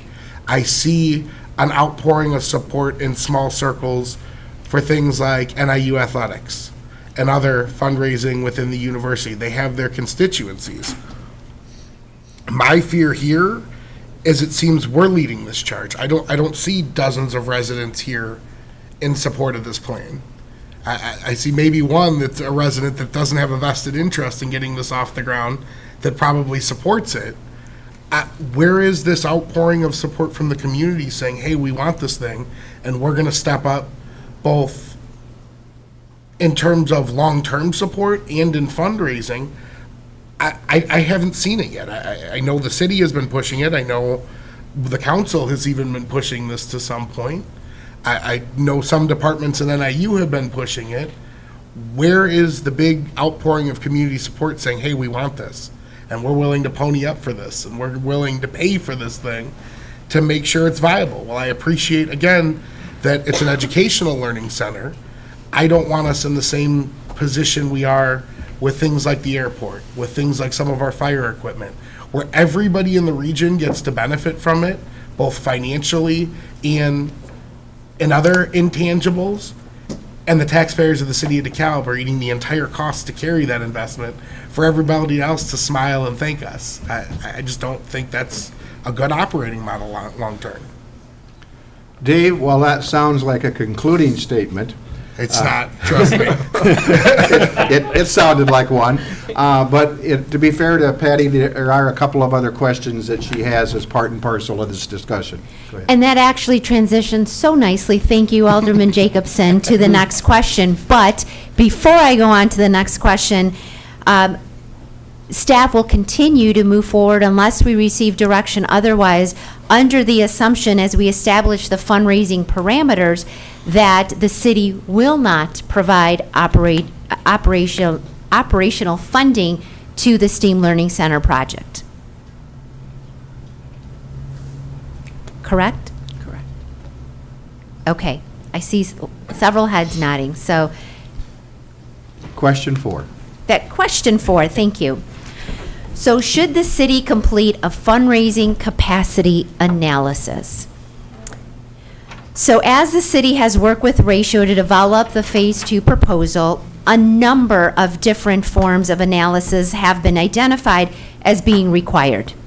For example, we've already talked about the geotechnical analysis, the environmental and structural engineering analysis that we discussed previously will be included in the Phase 2 proposal to allow, again, for a full understanding of any existing structure that could be reused for the center.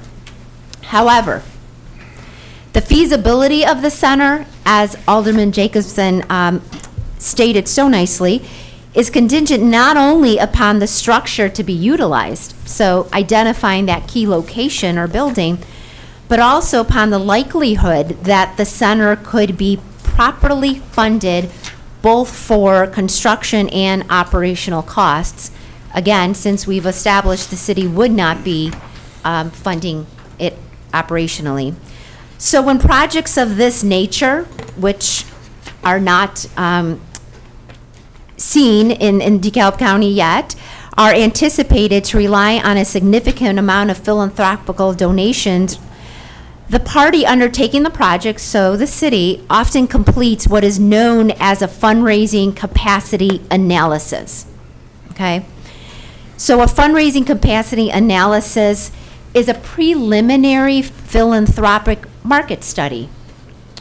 Given the nature of this project and a number of local, Alderman Jacobson, philanthropic capital projects presently being undertaken, and we know the history as you stated, this study would not look solely to local donors, but would expand to consider regional and national donors that may wish to associate with a project of this nature. So there are three options with regard to the fundraising capacity analysis, and Ratio and NIU has some additional expertise and comments that they'll offer. But the city could choose not to perform the analysis, which again would be included within the cost of Phase 2, along with the other structural and environmental analysis. If we didn't do that, this could result in the city completing Phase 2 and being in a position to decide as to whether to undertake the STEAM Learning Center without a detailed understanding of the likelihood of financial feasibility of the project. To Alderman Jacobson's point, we're not recommending that. We need to know the money is there. The donations are there, the phone calls have been made, the interviews have been completed, and we need to make sure that that feasibility for funding is established. Yeah, that option that you stated is not an option. It really is not an option when it comes to financing this, in my opinion. So your conclusion that it is not an option is a good one. Thank you.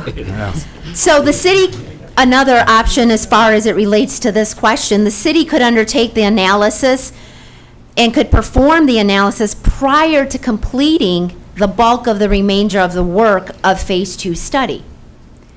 The fundraising analysis will take between 3 to 8 months, depending on the level of detail that we identify.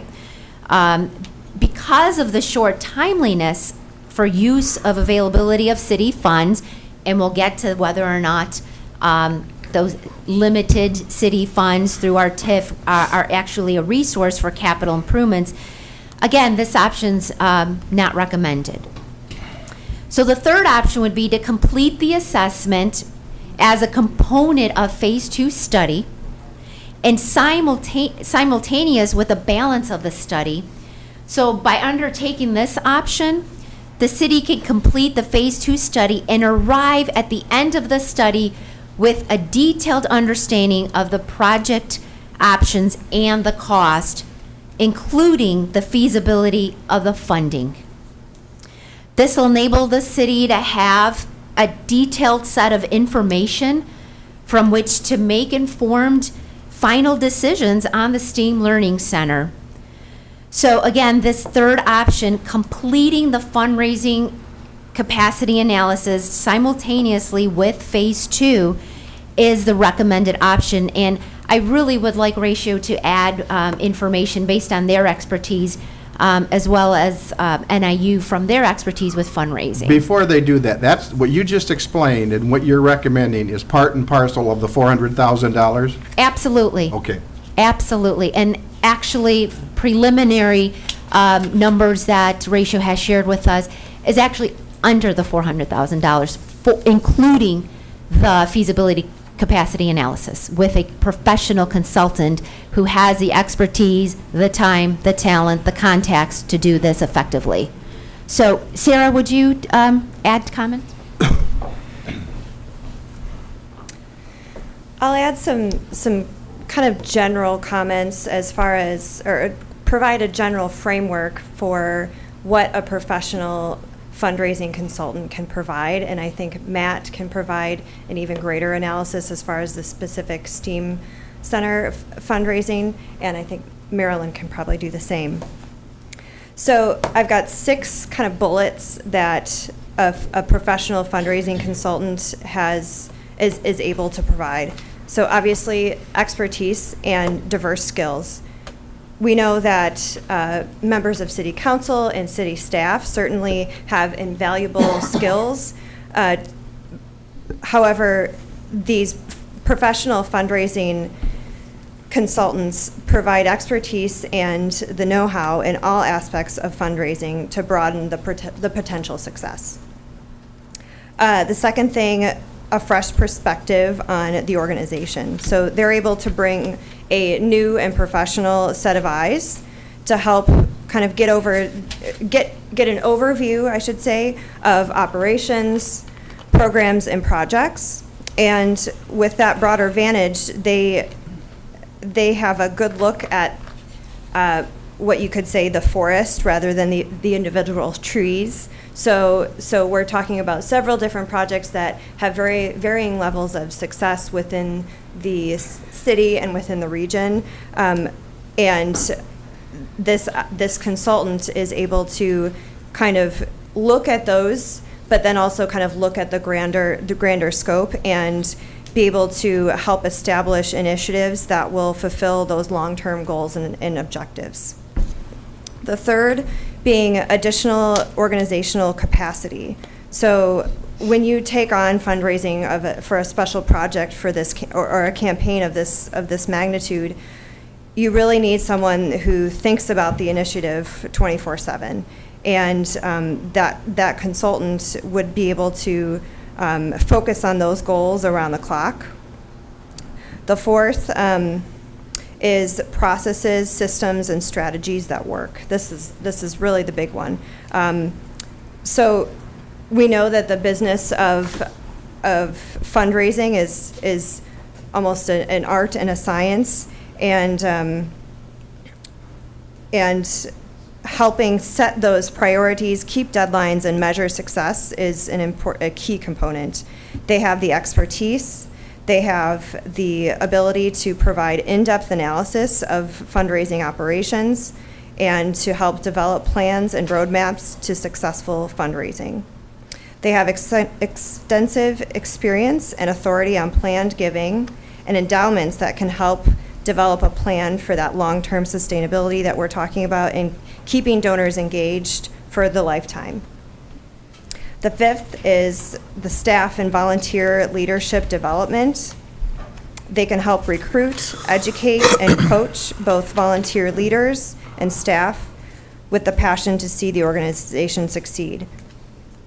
And the last one, connections to best practices and fundraising trends.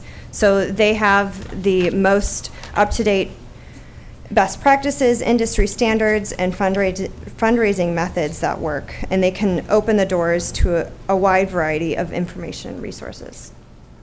So I think, Matt, if you have any more kind of specific things to add? Yeah, I think the other thing, again, Matt Roof with Ratio, the other really critical aspect of this, and I think, I don't know about those other fundraising efforts that have been done, is this is not a DeKalb specific fund. We're looking outside of DeKalb. The industries and the businesses and the research centers along the I-88 research corridor need talent. There's talent in the backyard, but they've got to help and develop that pipeline. They're invested in doing that. They've got millions and millions of dollars invested out in their research labs and their production facilities. They would love to have local talent be a part of their long-term plan for talent development and workforce development. So the difference is that, for some of these this is a lifeline for them, one of many, but it's a critical piece to the future of their success with their facilities that they have deep investments in. So that's why we think tapping into that now for this facility makes sense, because we believe they will actively participate.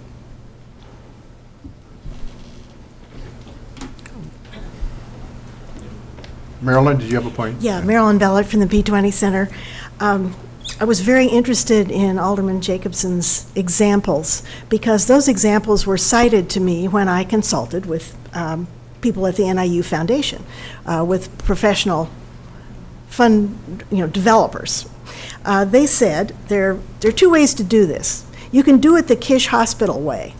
Back 10 years ago, when Kish Hospital began its redevelopment, built their new building, they hired a professional fundraiser to assess fundraising capacity and to help structure their fundraising. That was successful. So since that was only done 10 years ago, it's possible that whoever we select to do the fundraising capacity assessment can build on the Kish data, which is not that far out of date. But they said the second way if you're not hiring professionals to do this the smart way, is do it yourself. And you have several examples in DeKalb of do-it-yourself projects that are not yet as successful as had been hoped. They asked staff to help do the assessment and to plan the fundraising, and brought in friends and neighbors to help them raise the money. And they were very successful at the state level.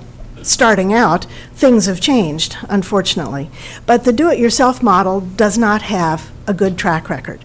I checked in. I was a little concerned about one of the points in the staff memo, that the staff might be able to do this in 3 to 8 months. So I asked, do you have time away from your day jobs to nurture individual donors and to work with the corporations?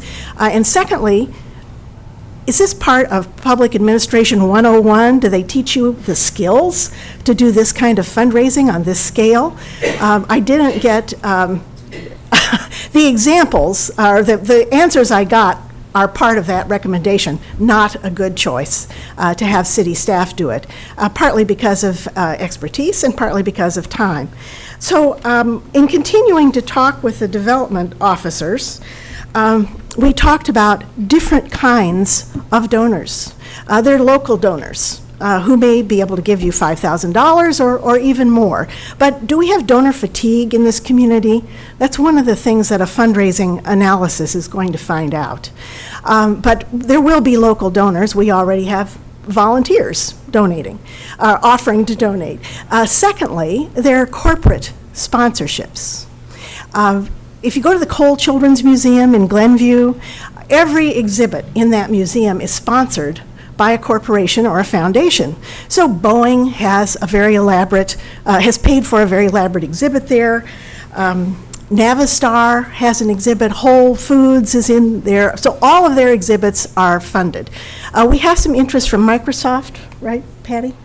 About sponsoring an exhibit within the STEAM Learning Center. So all of those kinds of sponsorships have to be found in corporations. You have to know, speaking of Matt and his digital Rolodex, who knows where an individual is at ComEd, for instance, who is so interested in the STEAM principles and in building talent that he would give you $3 million. You have to really have contacts. You have to know what you're doing to find those people. For a corporation or a foundation to sponsor an exhibit, you have to know who to talk to. You can't go to their website, and which those are typically very small awards on their websites. You have to know who to talk to, and secondly, you have to know what their passions are and how do you present the case in a persuasive way so that you've got a fit, you've got a match, you've got a you have to know how to talk to them, and every one of them has different passions, different concerns, different needs.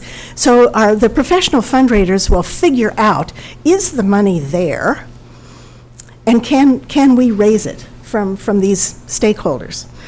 The question will inevitably come up, why isn't the NIU Foundation going out to raise this money?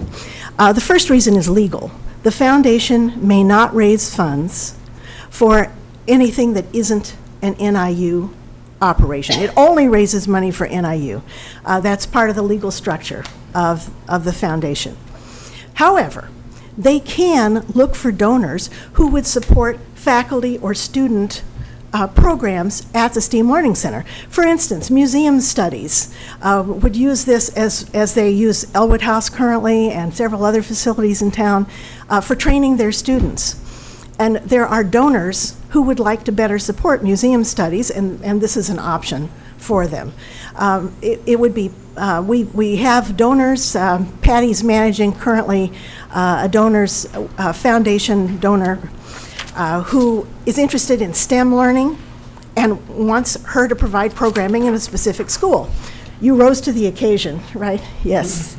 Yes, so one of the things we would look for is donors who wanted NIU students to have this experience, or NIU faculty, and would provide that support. So is that support there? None of us is interested in being party to a failure. We're very concerned to know whether the funding is out there and whether it can be delivered. Not just for the startup, which is $10 to $12 million, but for the annual rates, which I think Matt said about a third. Need to raise, yes. So we have to know it's there before we start. And it's part of the next feasibility work. So, any questions? Any other Thank you. comments? Yes, on the fundraising capacity. Ms. Noriko. I recognize that there are time constraints, and there's a desire to run concurrent pieces of Phase 2, rather to run pieces of Phase 2 concurrently.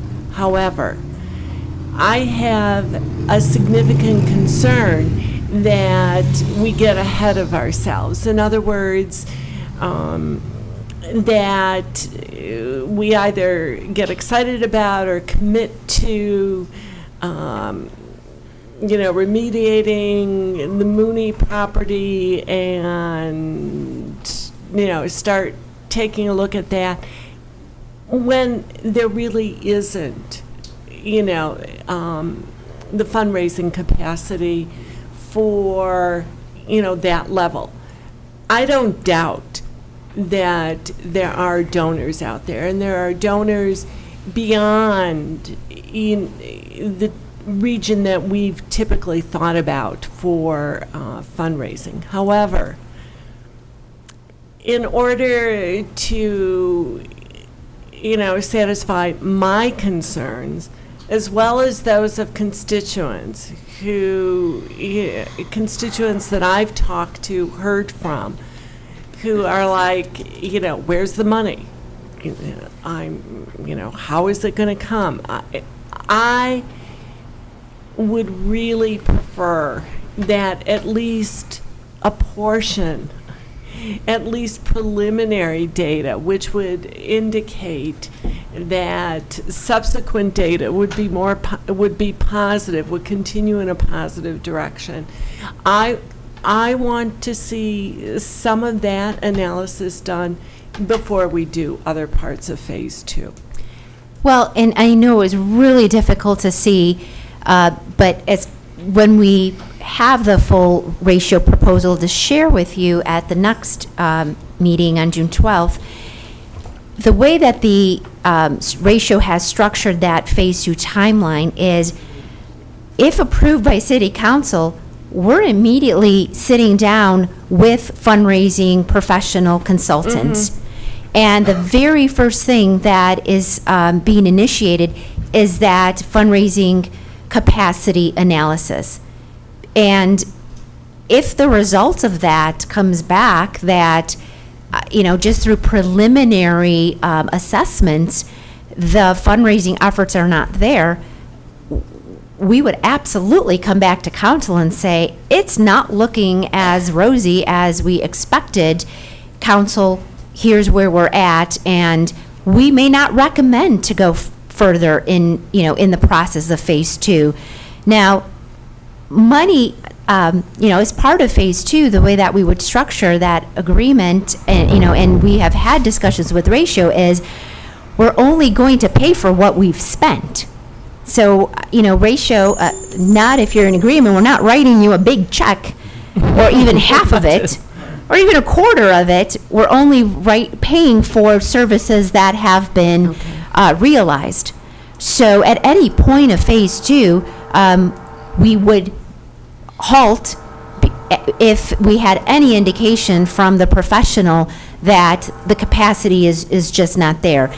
And part of the programming and finalizing the site selection are all things that are going to be necessary to build that fundraising package that this consultant is going to need to sit down and hold an interview or make a phone call to say, this is real and this is viable and we need you to support this. Mm-hmm. So the things have been staged in Phase 2 so that, again, we are doing the necessary things, some things in parallel because they're needed, in order to identify the capacity within the region, within the country. I just need assurance that warning signs will be attended to.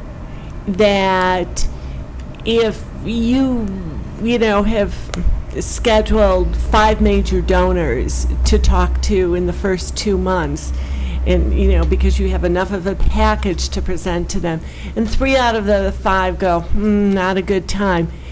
We need to hear that. We need to know that, much as everybody has, put hope and faith in this project, the timing isn't right. Now, certainly my hope is that you have people saying, well, you talked about $3 million. I'd really like to give you $5 million.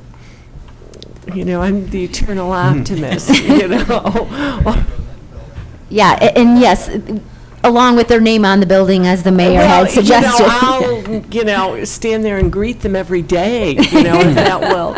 But, again, I don't want to overcommit, especially, in the current financial climate. And I think we are absolutely in agreement with that approach, Alderman Noriko. And as Marilyn stated, no one wants to be a part of a sinking ship initiative. So, and ratio, Craig or Matt, I know if you want to add to that, Craig, can you just clarify that you will absolutely guide us through that process with the consultant, and we will be bringing forth to the City Council any obstacles or lack of funding that is identified. So I'm Craig Smith, principal with Ratio. I run the Chicago office of Ratio. I'm also a vice president of the Northlight Theater in Chicago, which is the 5th largest theater company in Chicago. In that role, we're doing a very similar process, and working with fundraisers, and I understand exactly what you're saying, because it's like putting the cart before the horse doesn't work. So the fundraisers we're talking to, we've talked to 4 so far, and we would bring them in to interview with the city and the work group. All of them have 40 to 50 not-for-profits they've worked with in the Midwest, around the country. In fact, one of the fundraisers we're talking to actually was fundraiser for the Wonder Lab. And so they have the experience to go to, let's say they go to the East Coast, and they know that this foundation has a history of donating to these types of operations. So quickly, that'd be the first step in that process, would be to identify 30 to 40 individuals, groups, foundations that they interview. And like you say, we'd go through and start that process of those interviews and discussions with materials that we give them. It's a lot easier to find out a comfort level of a donation if they have well, this is the real site, here's what it really is going to look like. And so work that kind of in parallel, but quickly, as quickly as we can, get a feeling for that level of capacity, whether it's there or not. Then, as Patty said, we wouldn't, we'd stop it at some point if it just came up, the well came up dry in the initial interviews. And I want to assure you that, at least from my perspective, if you have to come back and say the time isn't right or the well isn't as deep as we thought, that is not a failure. Right. Because we need to take a look at different avenues, and some avenues end up being better roads than others. And so I'm just looking for honesty, directness, and prompt response on your part. Part of the reason I think you originally hired Ratio is we have a number of our principals are involved with not-for-profits in different parts. In Indianapolis, where our president is president of the Indiana State Museum, and so he's been involved for 20 years with that organization. So we understand both ends of the operation, and so I think we're also the major architect for the Indianapolis Children's Museum, and so we see all the time how they raise their money and all those operational things. That's one of the reasons I think you brought us in. So I think just to assure you that we have that expertise and knowledge. We're not just architects, but we have people like Matt on our team, which are economic specialists. So yeah, we can, work with you. We're not looking to just design a building that's going to be empty or that's going to be a failure. Absolutely not. Okay, thank you. I'm assured. Mike, did you have a point? Ms. Bellert already said that donors are stepping up, which is great to hear. To Alderman Jacobson's point, Dave, would it help if we had some upfront donations to cover some of these initial costs? Let's say this $400,000, we look at a 1-to-1 match and someone comes forward with a couple $100,000 to aid in this process. Would that help? Had my hand up. Almost that exact theory. Yeah, Dave? Again, in looking at how a lot of these things have gotten off the ground, I appreciate the fact that doing in-house fundraising for a project like this would be an impossibility. It's just not something that our staff has the time or understanding to deal with. In looking at the other campaigns that have been run, the library was a professionally hired campaign. The Egyptian Theater, they brought on a professional fundraiser. NIU is using professional fundraisers. These aren't do-it-yourself projects. And they are out there looking for the same regional and statewide donors and partners, and their well is coming up dry right now. Do I think that is an indication of exactly what we're going to see here? No, they're very different realities. I think the closest one to compare would be the library, and they fell almost $2 or $2.5 million short of their original fundraising goal that they had even decided their market share was. Their professional consultant said there was the capacity for $3.5 million. They raised about $1 million, and their original hope was $6 million when they first brought the plan to us. So, I mean, their expectations changed throughout the reality. In terms of what Mr. Verbic just brought up, this is where a community group or a group that was really spearheading this issue would come to the table and prove concept. They would bring in those first level donors, as the library did, as Egyptian Theater did, and they would bring those donors to the table to support the professional fundraising.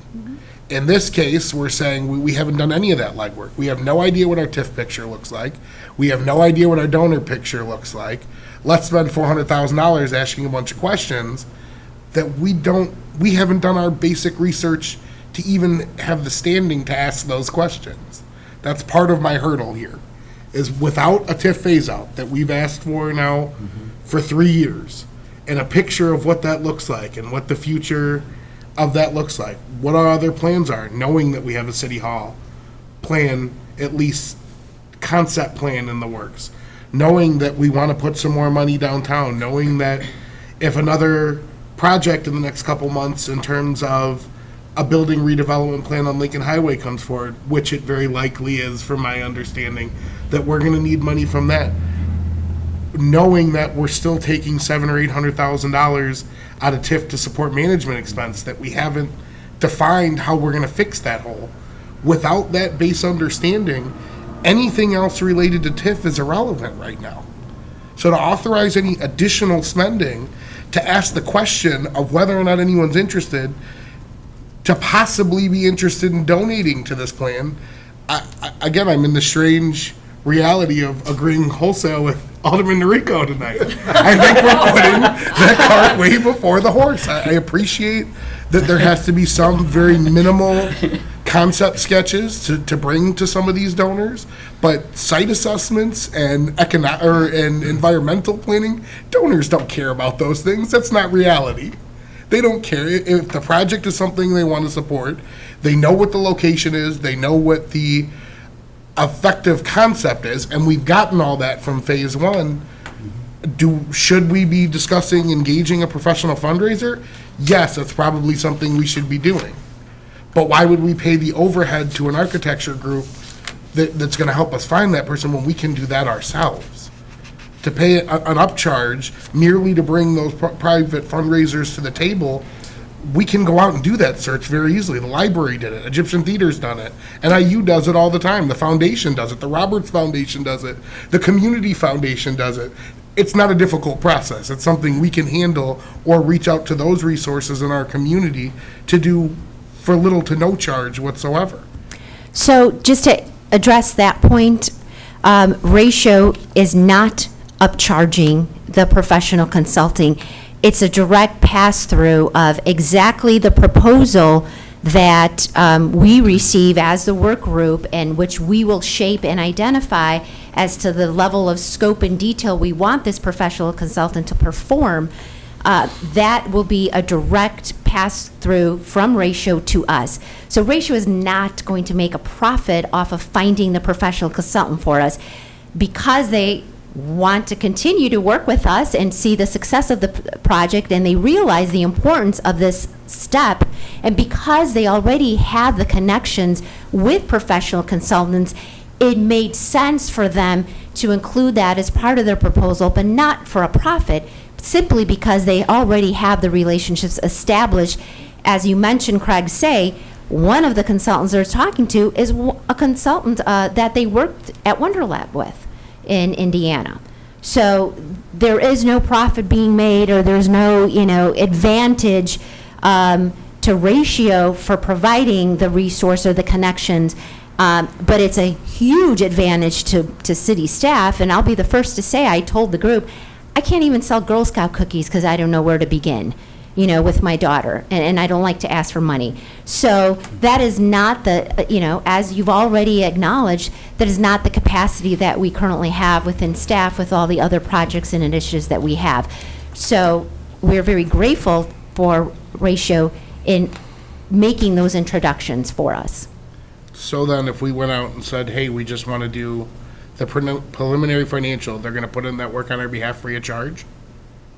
We would be working directly with that consultant to do the financial capacity feasibility analysis, as we are as part of the Phase 2 proposal. Again, if the decision was made tonight, and I'm not saying it would be, to merely go through that feasibility of whether or not we have the funding, would Ratio do that free of charge? Ratio would then say, and I'm not trying to put words in your mouth, city consultants, introduce us to them. We would engage in that process. We would then engage in a contract directly with that consultant. However, that consultant is going to rely on the drawings and the schematic design and the architectural things that Ratio is putting together for that fundraising package. So, but absolutely, could we hire a consultant on our own and have an agreement directly with them? Sure. Dave, I appreciate your bringing TIF into the discussion, and I think as we get into the capital side of this thing, we're going to be talking more about TIF, but I must have missed something. We talk about hiring that consultant, okay? Would that consultant's cost then be part of this $400,000? Yes, it would And be. what I hear Craig saying, Craig, correct me if I'm wrong, is that one of the first components of Phase 2 will be the determination of the financial analysis. Is that correct? And if you were to determine, as Kate alluded to, that there was not the corporate or whatever, the funding out there for the fundraising piece of this, you'd say that to us. And so we may only have the clock running for $100,000 or $50,000. Correct. At which time, we might just say, as a city council, whoa, we just don't want this. We don't see the financial viability of it. Do you see what I mean? And so, if that's the case, and Dave, do you understand that if the financial analysis part is early on in the process, we should know, based on your recommendation, and by then we would know who the consultant is. So, to Kate's initial point, you want to know that we're not going to spend all of that money and then find out at the end of Phase 2 that, whoa, we can't do this. Did I paraphrase you correctly or not? Yes, and I think the fundraisers that we've already talked to and our experience is that the more specifics they have about a project, the better chance they're going to have to get a real commitment for money. For example, if, that's why we talked about looking at new building versus renovation. If we knew that right off the hand, that might help them kind of look at what kind of donors they're going to go after, what they'd be interested in, and that type of thing. So that's why we have kind of parallel tracks. We do some work as they're starting to look at the fundraising development. So I think there's some parallel work that should be done. If the fundraiser can go out and say, this is the site, we're looking at this building, it's this location, that's going to be a lot better than if we go out and say, well, we think we're going to look at 11 sites in downtown or whatever. So I think if they have some specifics, they have a lot better chance of getting commitments early on from individuals or groups, because there's a tangible thing they can offer to the potential donors. Thank you. Mr. Favor. So, what you explained is not exactly what I keep hearing. So I'll just... What I explained? What you explained is not what I keep hearing. Okay. It's what he just explained right now, is we are going to look at feasibility of the building. We are going to look at some additional drawings and putting together the program and looking at, site selection and things like that. So I've heard it from at least two people. I'm not comfortable spending $400,000. I would love to see Phase 2A and Phase 2B. If that's how we want to break it up, I would be much more comfortable in getting some sort of a cost to where we can go talk to a fundraising group and know what the documentation that's going to be prepared is going to cost prior to making that decision, or going out and getting the fundraising. Then we have the fundraising, then we can go on to Phase 2B. Thank you. Any other thoughts on the financial analysis side? Dave? My understanding is, in TIF, clearly we have a window of opportunity. However, if a plan is designated, that money does not have to be spent by the closure of the TIF. It can be put into an account, if it's a designated project, to pay out that account that's been earmarked, correct? Yes. So then we are in no time crunch whatsoever to make a decision. If we decide after a 2A that TIF can support this and the finances may be there, that there's a likelihood at least that they're going to be there, we're in no time crunch to do any of the other site work or any of the other ESA things. So to bill this as it's a time crunch that we got to get this done concurrently, I think is a falsehood. That time crunch doesn't exist.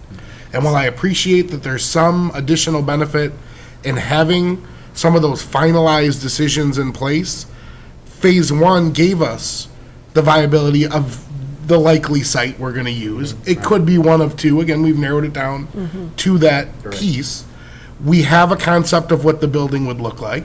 We know the space requirement we're going to need to do. We have the base concept of what we're going to put in that building. If you're coming to me as a donor, and I am a donor for a lot of these projects, with those things in place, I believe you at least have some concept of a plan, and I'm willing to engage that discussion. Do I care some of the absolute specifics, if it's going to be a brand new build, if it's going what the fit and finishes are going to look like? No, I don't. If I'm interested in the project, I'll commit up front that, hey, I'm at least at the base level interested in this deal. And again, before we even know what our TIF future looks like, to authorize any funds out of TIF, I think right now is at our own peril. We just don't have an accurate picture, and this council has not been provided with an accurate picture of what TIF looks like. And I'm not sure we can do that without a finance director at this point.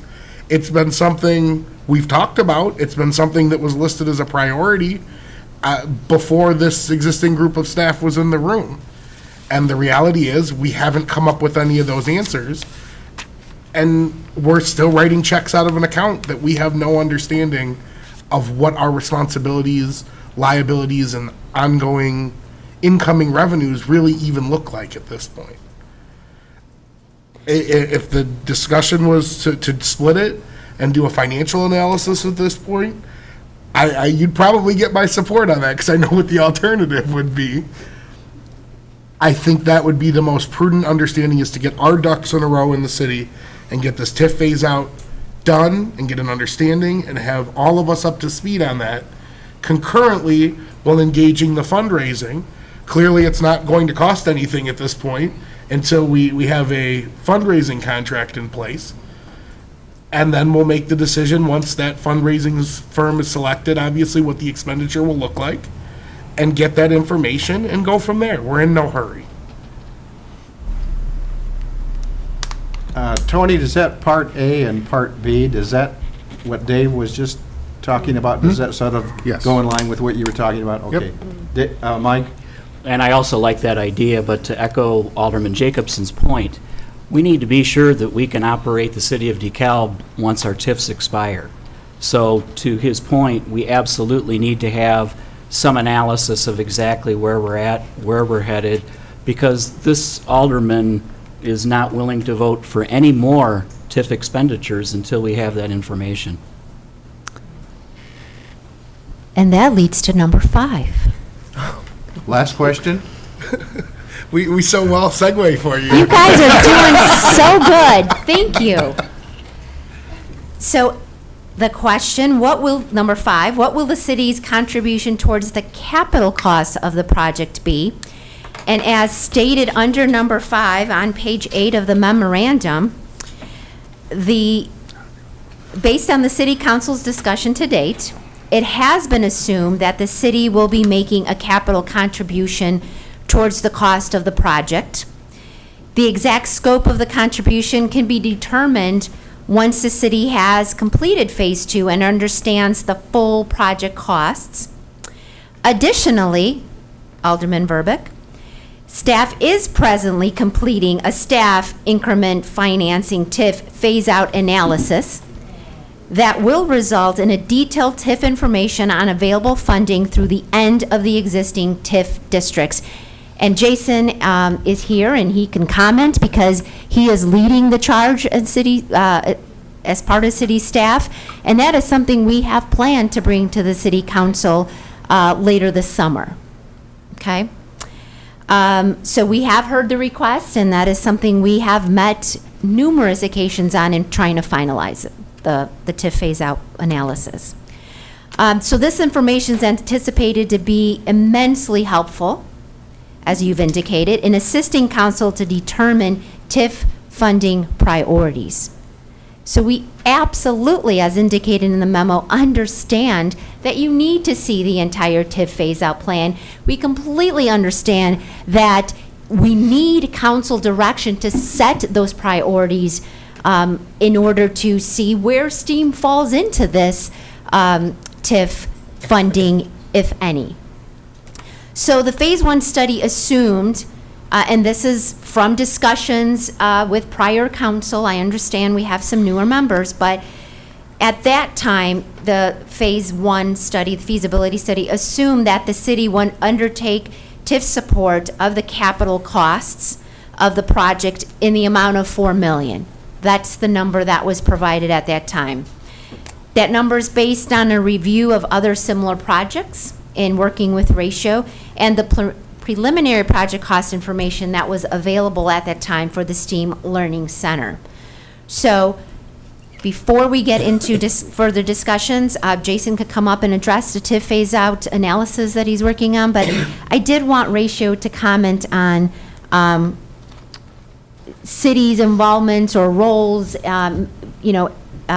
Matt, you had mentioned the city in Indiana for the Wonder Lab does not provide operating funds except for special events, but they did provide some seed money towards that. And Craig, if you have any comments on that as well. Just in terms of the Wonder Lab, the city, again, I think I mentioned this earlier, provided land at a nominal amount and did a cleanup kind of thing for brownfield. So it was targeted, obviously, for a spot in their downtown. The city made some investments to put it in a position to be used. They did a city match for a grant for the brownfield, correct? That's my understanding with that one. Yes. So it was a federal project that there was a city match as a grant. Alderman, I'd have to double back and It's my understanding confirm looking that, but at I it. think normally that's the case, yes. And purchase of the real estate and that kind of thing, so. Just some other comments from my experience.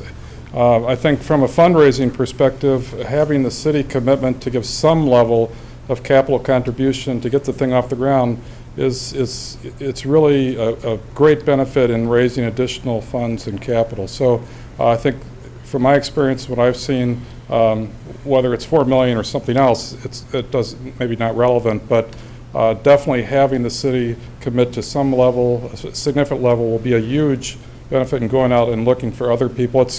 I think it's right now everyone here is priming the pump. That's exactly what that would be. And I think seeing the city is committed to that. We see the NIU's P20 group committed with staff. Those things will have a great impact on going out into a foundation, for example, and saying, here's this great project. The city's on board. They're contributing X amount of capital through the TIF funds. And TIF is a very common way in these projects, whether it's a theater group or a museum or other things that I've seen. It's very typical. So having that commitment at some level would be a big benefit in getting those funding commitments. On the TIF phase out, Jason, do you have some remarks now about that?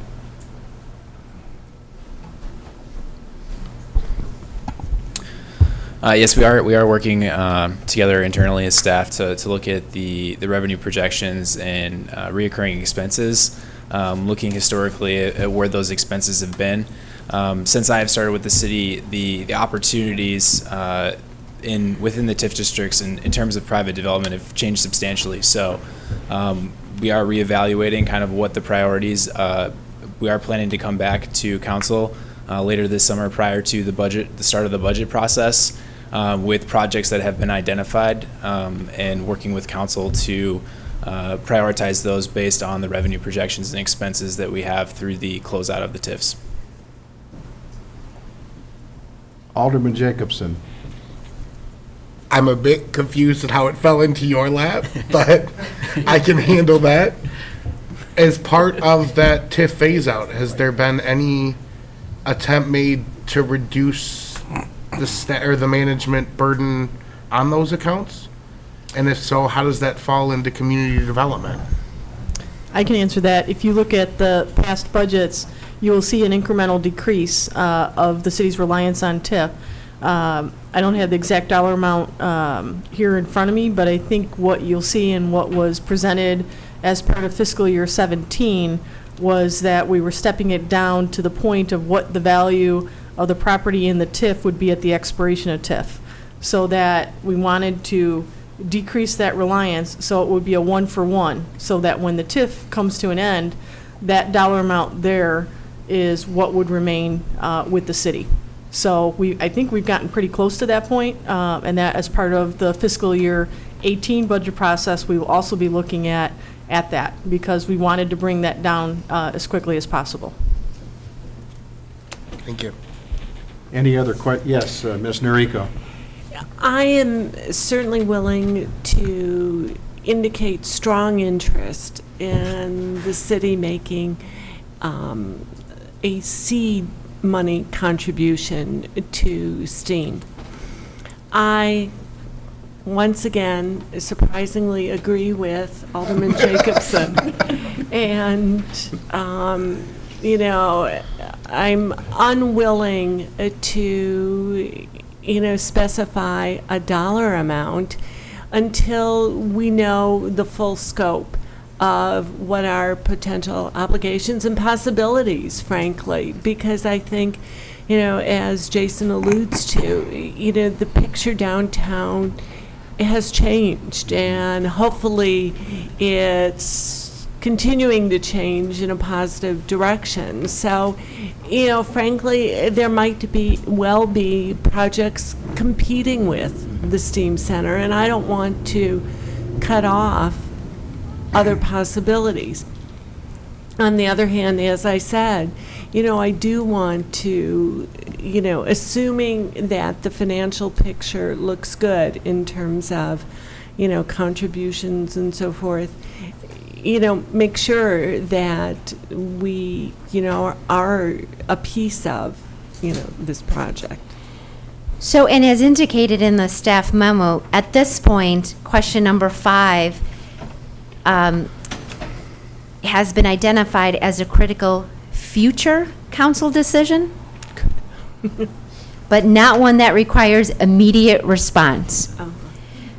If the council had feedback, that's why we're here. We pose that as a question to get your initial feedback on it. But we realize, and that's why we wrote the memo as we did, we realize that you need more information on the TIF phase-out analysis in order to be able to identify the priority of the project and what ballpark number the city may be a little bit more comfortable with. So it's not a decision absolutely that needs to be made today, but definitely a question that we wanted some feedback on. Yeah. Tony? So we keep saying priorities, and the number that is out there is $4 million. I don't know how the rest of the council feels, but, if there was another cornerstone project or another 2 or 3 cornerstone projects, that might shift the priority of a STEAM Learning Center, depending on, we don't have to spend all the money. It's an investment. That's what we're trying to do, is to make the best use of the money. So in my best Dave Baker, I'll say, if you have any projects, the city is wanting to look at them. Now is the time to present to the community development group. And that's, in making this decision, that is one of the decisions we need to make, is the prioritization of the use of these funds. Absolutely. And the TIF funding has resided within the Community Development Department as long as we're aware of. Jennifer Diedrich, prior to Jason coming on board, managed the TIF funds as part of a function of the Community Development Department. So as Jason assumed the Economic Development Planner position to replace Jennifer, he also assumed those responsibilities. So Alderman Jacobson, we didn't dump it on him. It's always been housed in community development. So. Yeah, Dave. It was my understanding that finance handled finance. In terms of that, the all-in cost for the project, and I know there's some caveats here. Being a developer, understanding how this works, there's some caveats in this document that are giving me some pause that I was hoping to have a better understanding of tonight with everybody in the room. When we're talking $4 to $5 million, what do we expect the all-in total cost to look like? And that was in the Phase 1 report, and that was an estimated, and we don't have, because we haven't done anything since the Phase 1 report, that's still in that $12 to $13 million range, based on the preliminary information that informed the feasibility study. Based on the site, Exactly. 11 or 12 million, I think. And that's the build-out cost. Does that include acquisition? Does that include all the soft costs? It does. So that would be our total all-in cost. Total all-in cost is what Matt was able to put together for us. Again, in terms of how you go out and sell it to the donors. And while I'm certainly not a professional at it, I've done quite a bit of low-level fundraising, as both in my fraternity experience and for other organizations, and worked with a lot of professionals in the field for years. Again, I think the city could sell the fact that we are interested in making a large contribution to this as a dollar-for-dollar match. If we can raise $5 million, the city will come in with the other half at this point. The reality is, we need to come up with that other half of what we're coming in. You'd like those laid gifts. Correct. Again, in the opening period, if we can offer, hey, the city, if we decide after we see the TIF phase out, yes, we can support this. This is the project we want to do. I think there are certainly ways of selling that through a professional fundraiser with dollar-for-dollar matches or lead gift matches, those things that I think would add significant steam, I guess, for lack of a better word, to the locomotive and be a force multiplier here. That's what TIF is meant to do, is to be a force multiplier. We have that opportunity here, and if we decide this is our opportunity, I think we should go about it the right way. I think we should vet it all. I think we should do all of our due diligence ahead of time. And if that's the plan and that's what the council decides, I don't think that's unreasonable at 30%. Again, I'd like to see it closer to the 25% guideline, merely because that was our bar a year or two ago. The reality is there that it could be here, but let's get all our ducks in a row and have that discussion first. I understand. Alderman Fagan, yeah. Excuse me. This is Pat. On the, one of the reasons why we wanted this special COW is because of us new members coming on. We thought we needed something like this, and I'm glad we're doing it. But I think a census is that we don't know where we are with TIF. Right, understood. Okay, and we want to make sure we've got enough money to have any other program or whoever else comes over and presents something. So, were you talking about bringing this up to spend for the Phase 2 or 2A or 2B for No. next week? Absolutely not. Okay. No, part of Phase 2 does not would not include writing a check for $4 million. No, I'm talking that about what the you mean? 400,000. That's already budgeted for this That's year. budgeted. I'm saying is, Oh. because. Please repeat that, I'm sorry. Okay. What I'm saying is it next week you're going to be coming over and ask us to vote on the Phase 2, 400,000? June 12th, well, we have budgeted 400,000. Okay. Okay, so we needed to have this discussion Right. in order to better inform the direction that council wants to see for a Phase 2 proposal from Ratio. Right. Okay, and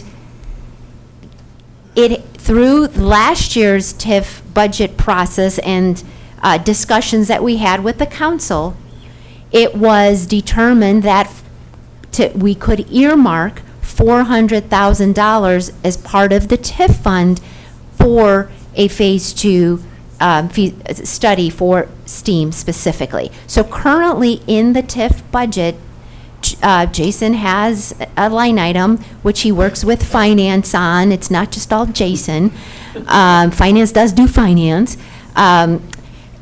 There is a line item in the TIF fund, as we received direction during the process last year, to not a $400,000 number in the fund. And I understand that, and I understand the council will earmark that. But that's why we're having this meeting here with the new members of the council. And what I'm Absolutely. hearing is, why spend $400,000 if we don't know if we can actually do the 4 million later down the road?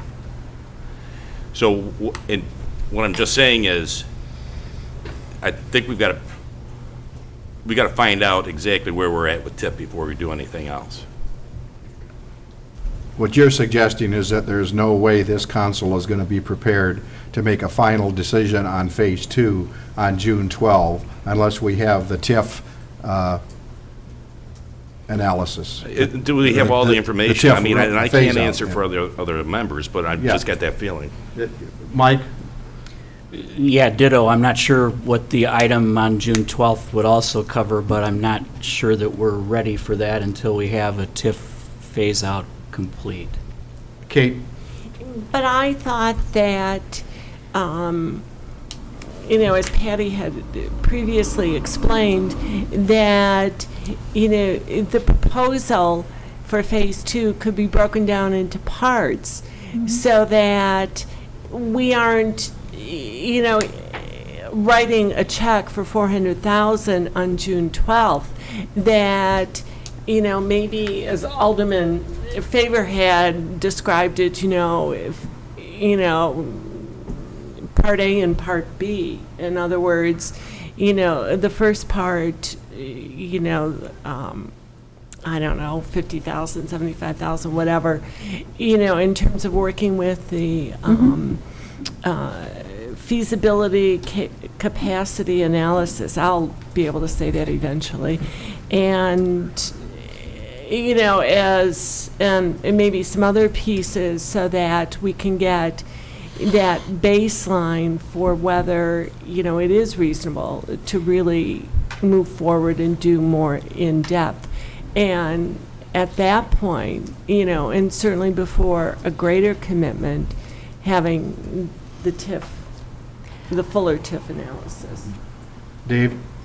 Again, I don't think there's any disservice in starting to engage that process. Obviously, we're probably going to have to do an RFQ and RFP for it. I would assume, at some point. To start that process costs us nothing at this point. So to at least get an understanding of what that's gonna cost, I'm unsure, can we give that direction in a cow? To at least open up that RFP process and get that in the works so that when we have the TIF phase out in front of us, we can quickly move and make decisions from it? Yeah, it's not listed as an action item, but we're certainly listening to the council's feedback and we'll work to be responsive to it. You could suggest to the mayor that he make that request. So suggested. And really, this has been a free-wielding discussion, and I really, really enjoy it. To those who are watching or those out in the audience, this is the purpose of a committee of the whole, to have the kind of discussion that we've had tonight. We have a couple of people in the audience who I'd like to hear because they have filled out the speaker request form. And before, and Patty, do you have any concluding remarks, or can we do that now, or? And, I just wanted to quickly address Alderman Noriko's comment. Yeah, sure. Is we absolutely can come back. I mean, again, this was the point of this process, is we needed more direction from the council as to how do you want to see this phased out or this proposed for action at a later time. And, I definitely hear the council saying that, we need more information, and we could come back to you with a proposal that has the phases identified, the A's and the B's, and maybe a C in phase 2, who knows, and what the cost is per each of those phases. And we will do step A in phase 2 at this cost, and this is what's needed, and that's the feasibility study for the financial feasibility, capacity analysis, and so on. So we could absolutely, and what I'm hearing Alderman Noriko saying is that perhaps you'd like to see it proposed in that fashion so that we know we have to do, even, based on discussion, the message we're hearing is we need to find out if the money's there. So let's, allow us, to work with Ratio to design this and break it out in a fashion that is staged where we're not spending $400,000. We are doing this portion for these tasks, and if that doesn't work out, then we're not moving forward to B and we're not moving forward to C as part of phase 2.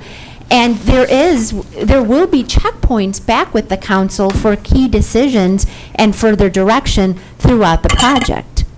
So I think that's what I'm hearing council saying. And you asked for city council direction, and I trust you received some tonight. Absolutely. Okay. Prior to my calling for some public comment, I'd like to share a couple of communications that I've had today. One is from Mike Marquardt, who's not with us tonight, Alderman from our 3rd Ward. I asked him, and I talked with him today, I said, may I read your response and your comments? They're brief. I can see that it would be nice to have a place such as the STEAM Learning Center. My concern is the cost and fundraising. I try to figure the payback to the city both monetarily and from a learning opportunity. I think there needs to be more corporate financing than city financing. So that's Mike's comment. The other is a letter, a memo that was received, I think, by all of you today that I sent out from John Ray. And I think it's only proper that we at least, that I read some of John's comments, because he was here when a lot of the preliminary discussions and phase 1 was approved. I don't know if he says anything new here that we haven't discussed tonight, but at the risk of repetition, let me read John's remarks. The Mooney Building location has a lot of possibility for this project. Creative use of the 2nd floor space offers much potential. Mr. Mooney's willingness to work with the city and other entities to bring about a successful relationship allows flexibility.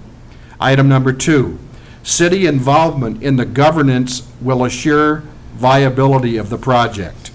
City's ownership would assure the long-term viability of the project. The fundraising capacity analysis should include provision of endowment funding for the ongoing viability of the project and is a necessity, the analysis is a necessity for a thorough decision and should certainly be part of Phase 2. Now, I will call for any final comments in a few minutes. I will say that, Bill, you and I got an email today from somebody, and I'm not going to reveal any names at this point because I don't know if the person wanted me to, but he was in full opposition to this, a Ward 2 resident. And I also got a email from a gentleman who thought that we ought to take a look at the DeKalb Public Library as a possibility of getting a jump start on STEAM, given the fact that, in this person's opinion, the DeKalb Public Library space is not being fully utilized. Okay, we have two speakers who have requested time to speak to us tonight. The first one is Dwayne Brown. Dwayne? I'm going to give you a third one. Yes, right over here. She was gone. Yeah. Thank you, Mr. Andrews. Yeah, Dwayne Brown, 4th Ward. It's all very interesting tonight. This is, I think a worthy project. The unfortunate part is it's not feasible. Members of the city, NIU Center for P20 Engagement, Steamworks, Proudly DeKalb, and the DeKalb Firefighters Historical Foundation served on the project team. The STEAM Learning Center initially would have operating budgets between $200,000 and $500,000. The initial construction costs in the range of $12 to $13 million. The city should not provide any operational funding, in my opinion.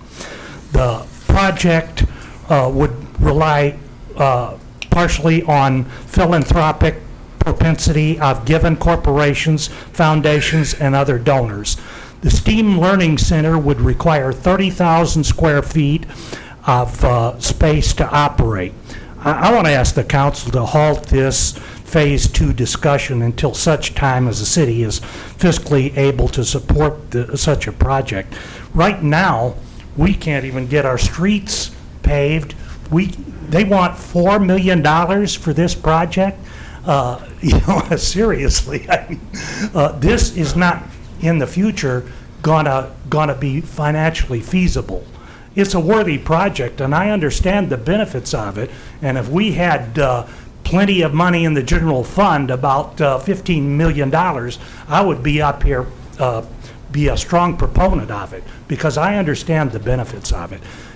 We cannot afford this, and there's no way in the future we can afford this. And there's been a lot of effort, time, and money spent on this by the staff, and I mean, it needs to stop. It needs to stop now. We spent $77,000 appropriated for this, just for the Phase 1 initial consultation fee. And that's along with the $50,000 for the Egyptian theater. To me, that's money wasted. I'm a taxpayer. I don't know how the other taxpayers feel about it. But if anybody thinks this is feasible, I mean, I would love to hear the plans. They think they're going to get donors out of the area, corporate donors? Are you serious? In this economy, in the state economy, in the national economy? Seriously, people, let's be serious for just a few moments here. It's unrealistic.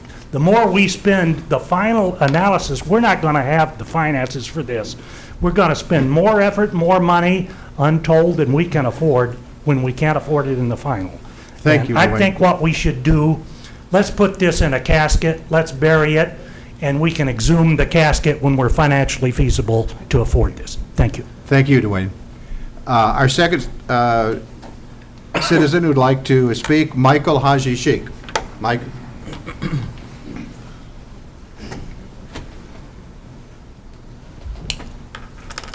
I want to speak to you as a professional STEM educator. I'm a professor of electrical engineering, and I'm honestly, you're going to smile and think, wow, I think it's not exactly the type of project that the engineering school would be just jumping at, okay? We're just not that type of place. I mean, the projects that you guys are proposing for, well, doing things for the STEM, we get involved occasionally with this stuff, but it's not going to be something that's going to be a very meaty thing for us to do, okay? And I can speak for my faculty necessarily. I can't say for everyone, but nobody even knows about this, okay? I mentioned inside the engineering school, what? And we're about to have new leadership in engineering. We have a new dean coming who may or may not be interested in this. We're about to have probably new leadership in the university, and who may not or may not be interested in it, especially since the governor is going to have to weigh in now because he's actually contacted the Board of Trustees. So don't assume that the university is going to follow through in the future with any commitments at this point in time. You have to see whether or not the present president is going to be continued, and you're going to have to see whether or not his continuation is going to be for another 4 years, okay? We're a flighty place, okay? We start projects all the time that don't get followed up on. I'm the associate director of a project that hasn't been followed up in 15 years, okay? So don't make the assumption that NIU is going to follow up on stuff. This is just from personal experience, and now I'm a citizen of the crowd talking, okay? And some of you work for NIU and have worked for NIU, and I know that you know I'm right. There's a couple of you who've had quite an experience on things not being followed up on. So good luck with this. I don't know how I would fall in Kate's place if I was sitting there, but I do think there are issues that are much deeper and longer term than just this idea of can we make a STEM learning center, okay? Thank you. Thank you, Michael. Do we have another speaker? I think it's Mr. Anderson. It is John Anderson.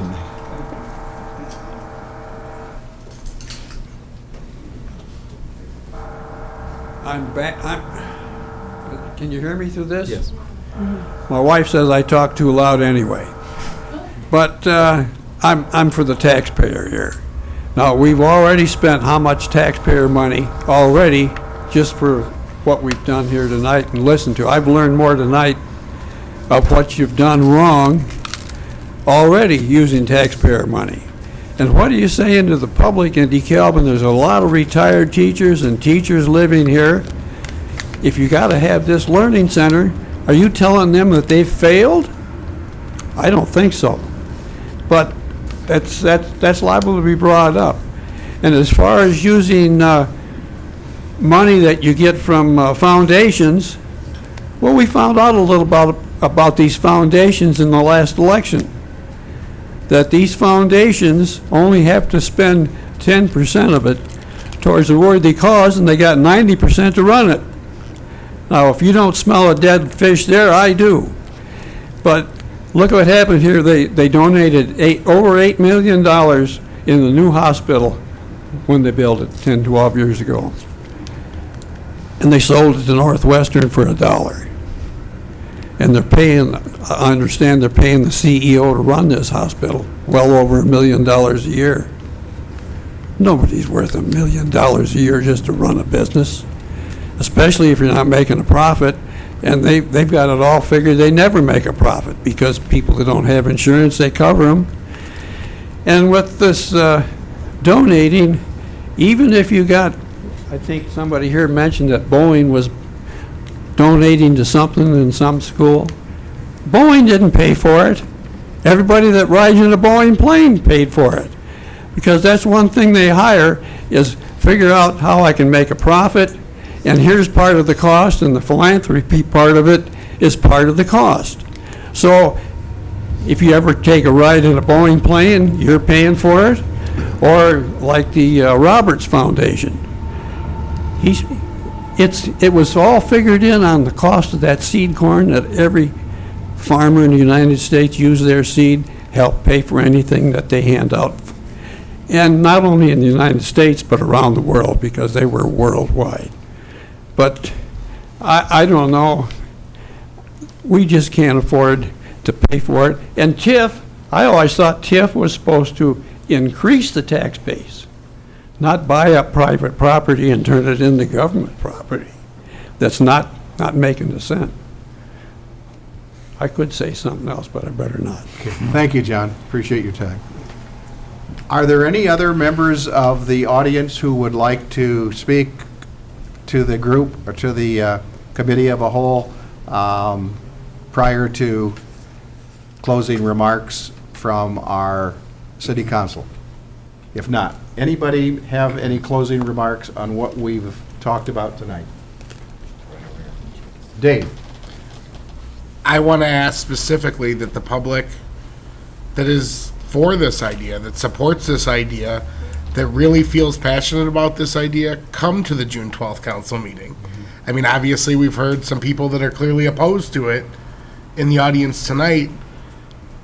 Again, if this is legitimately the community telling us we want this and we need this, they need to come out and say we want this and we need this. My fear, again, is that too often governments, whether it's our own or our partners or any government, decides what's right for the people paying for it.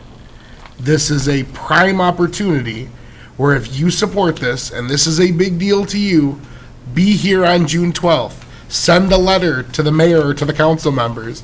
Get your voice heard so we have some understanding of those people that do really support this thing, so we can continue to make further good decision.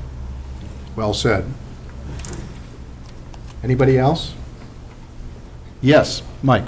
I just want to thank Mayor and Council for being willing to get together for this extra workshop, I'll call it. I think that these kinds of workshops will go a long way to helping our meeting night be more productive rather than trying to cram so much and start meetings late and all of this other thing. So thank you. Can you imagine what a 3-hour discussion topic would be on a council agenda?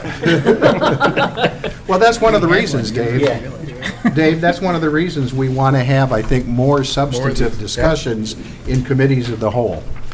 Absolutely. It gives us a little bit more idea, if you will, of what, not only what we're thinking, but what our public is thinking. And so your solicitation, if you will, for further input to us, especially to our aldermen, it's extremely important. Okay, no further business, I'd ask for a motion to adjourn the committee of the whole meeting. So moved. Second. Moved by Noriko, seconded by Jacobson to adjourn. All in favor, say aye. Aye. Opposed? We are adjourned.